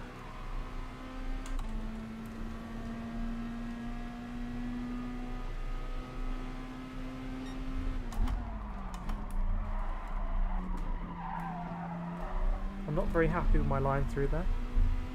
I think I need to brake a little bit earlier and get on the power a little bit earlier, I suspect.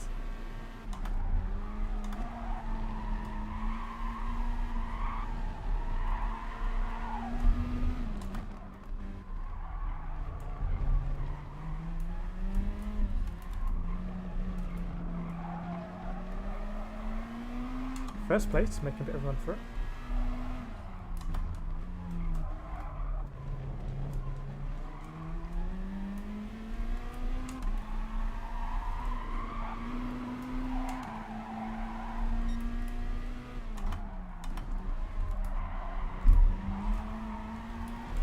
So if you're in a pattern like this, this is quite good for picking up a rhythm and kind of subconsciously learning the track. So right now I'm not even thinking about where I'm steering, I'm just following the car ahead. And if they're doing a good line, then you remember it.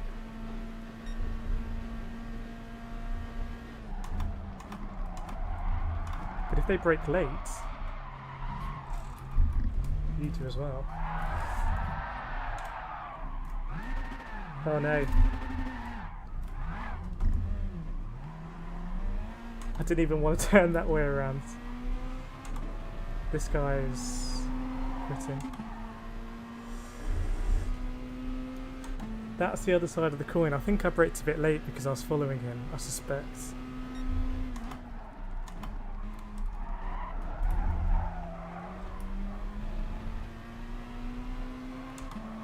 Right, what's doable here?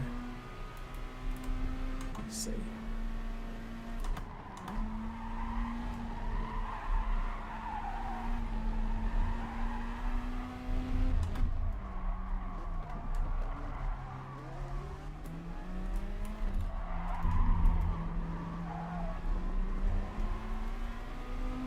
He's all over the shop.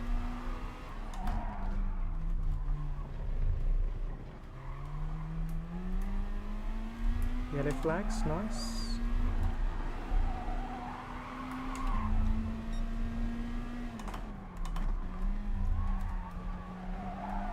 That's not great. But I think we can catch up with this pack, maybe. We're going to get a tow, just about.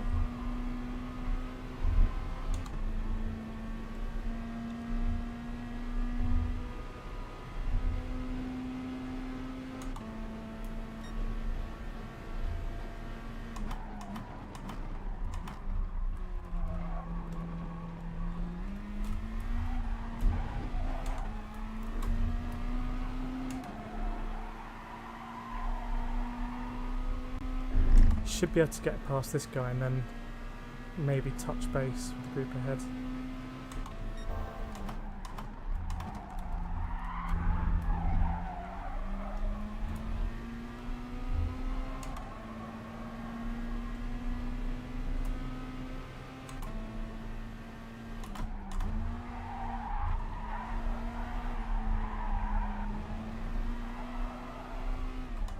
Thinking about throwing up the inside here. Okay, I'm going to do it.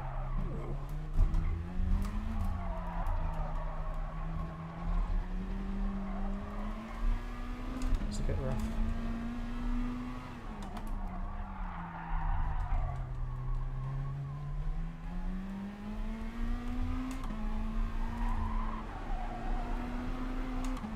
Let's catch up with this, hopefully.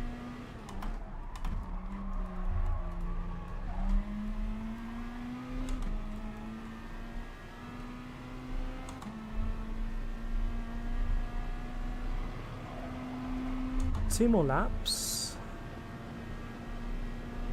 Ooh, we're not getting closer.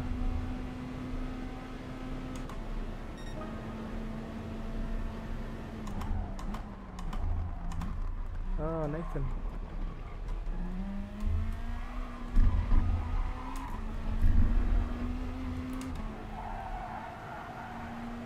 Might be a penalty for the Portuguese driver.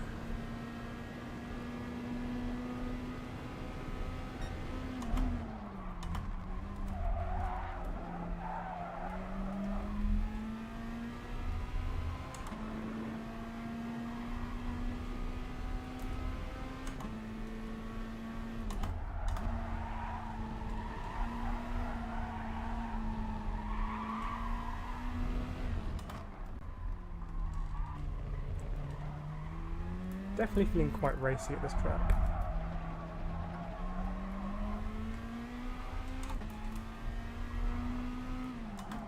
Too deep.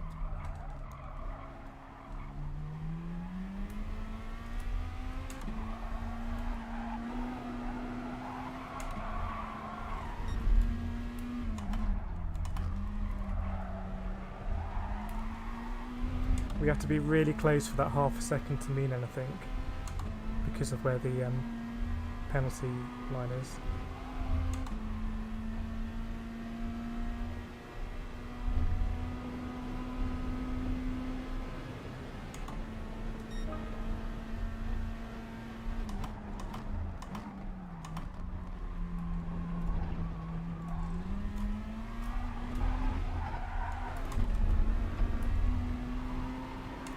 Bit messy through there.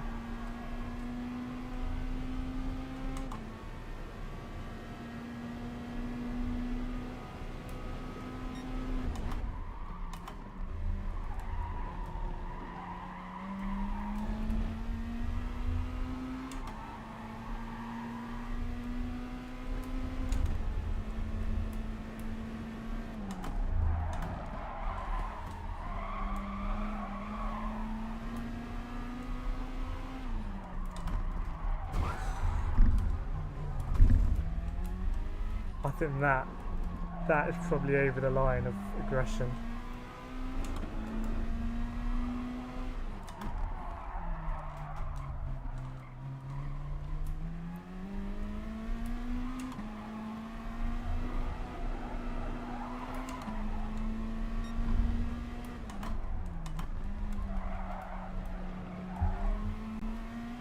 Ooh.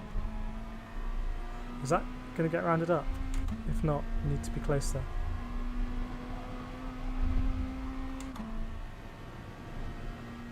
I don't think it's going to get rounded up, that's a shame. Oh yeah. Anyway, that last overtake was a bit aggressive. It was quite aggressive.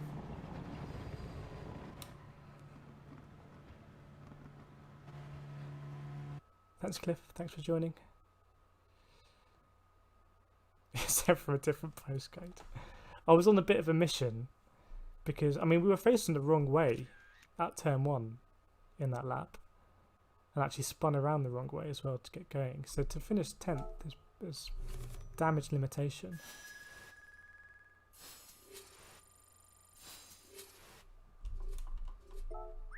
It's actually a really good overtaking spot if you get it right, because the natural line in is very wide. You're all over the left-hand side curb. So if you can just park your car there on the apex, then there's not much they can do. It just means you're going to destroy both of your lap time.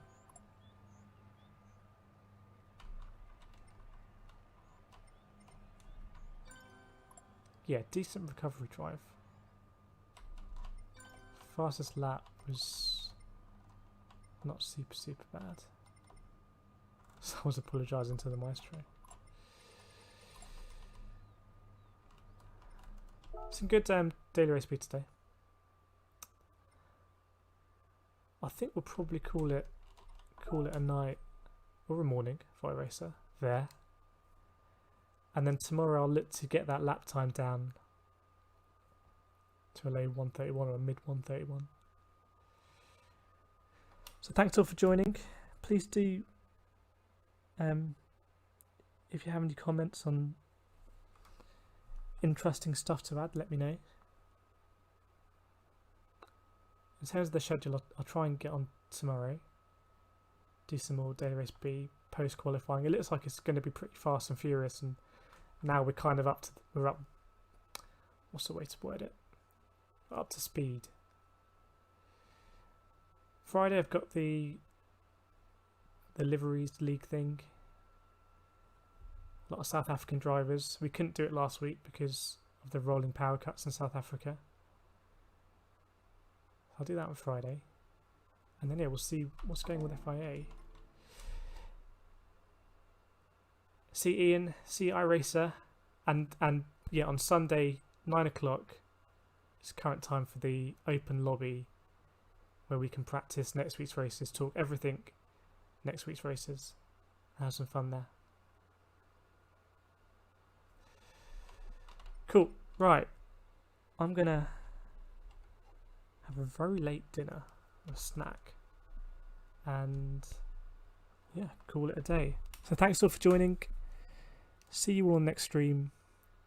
Have a very good evening, very good night. See you all next time. Cheers.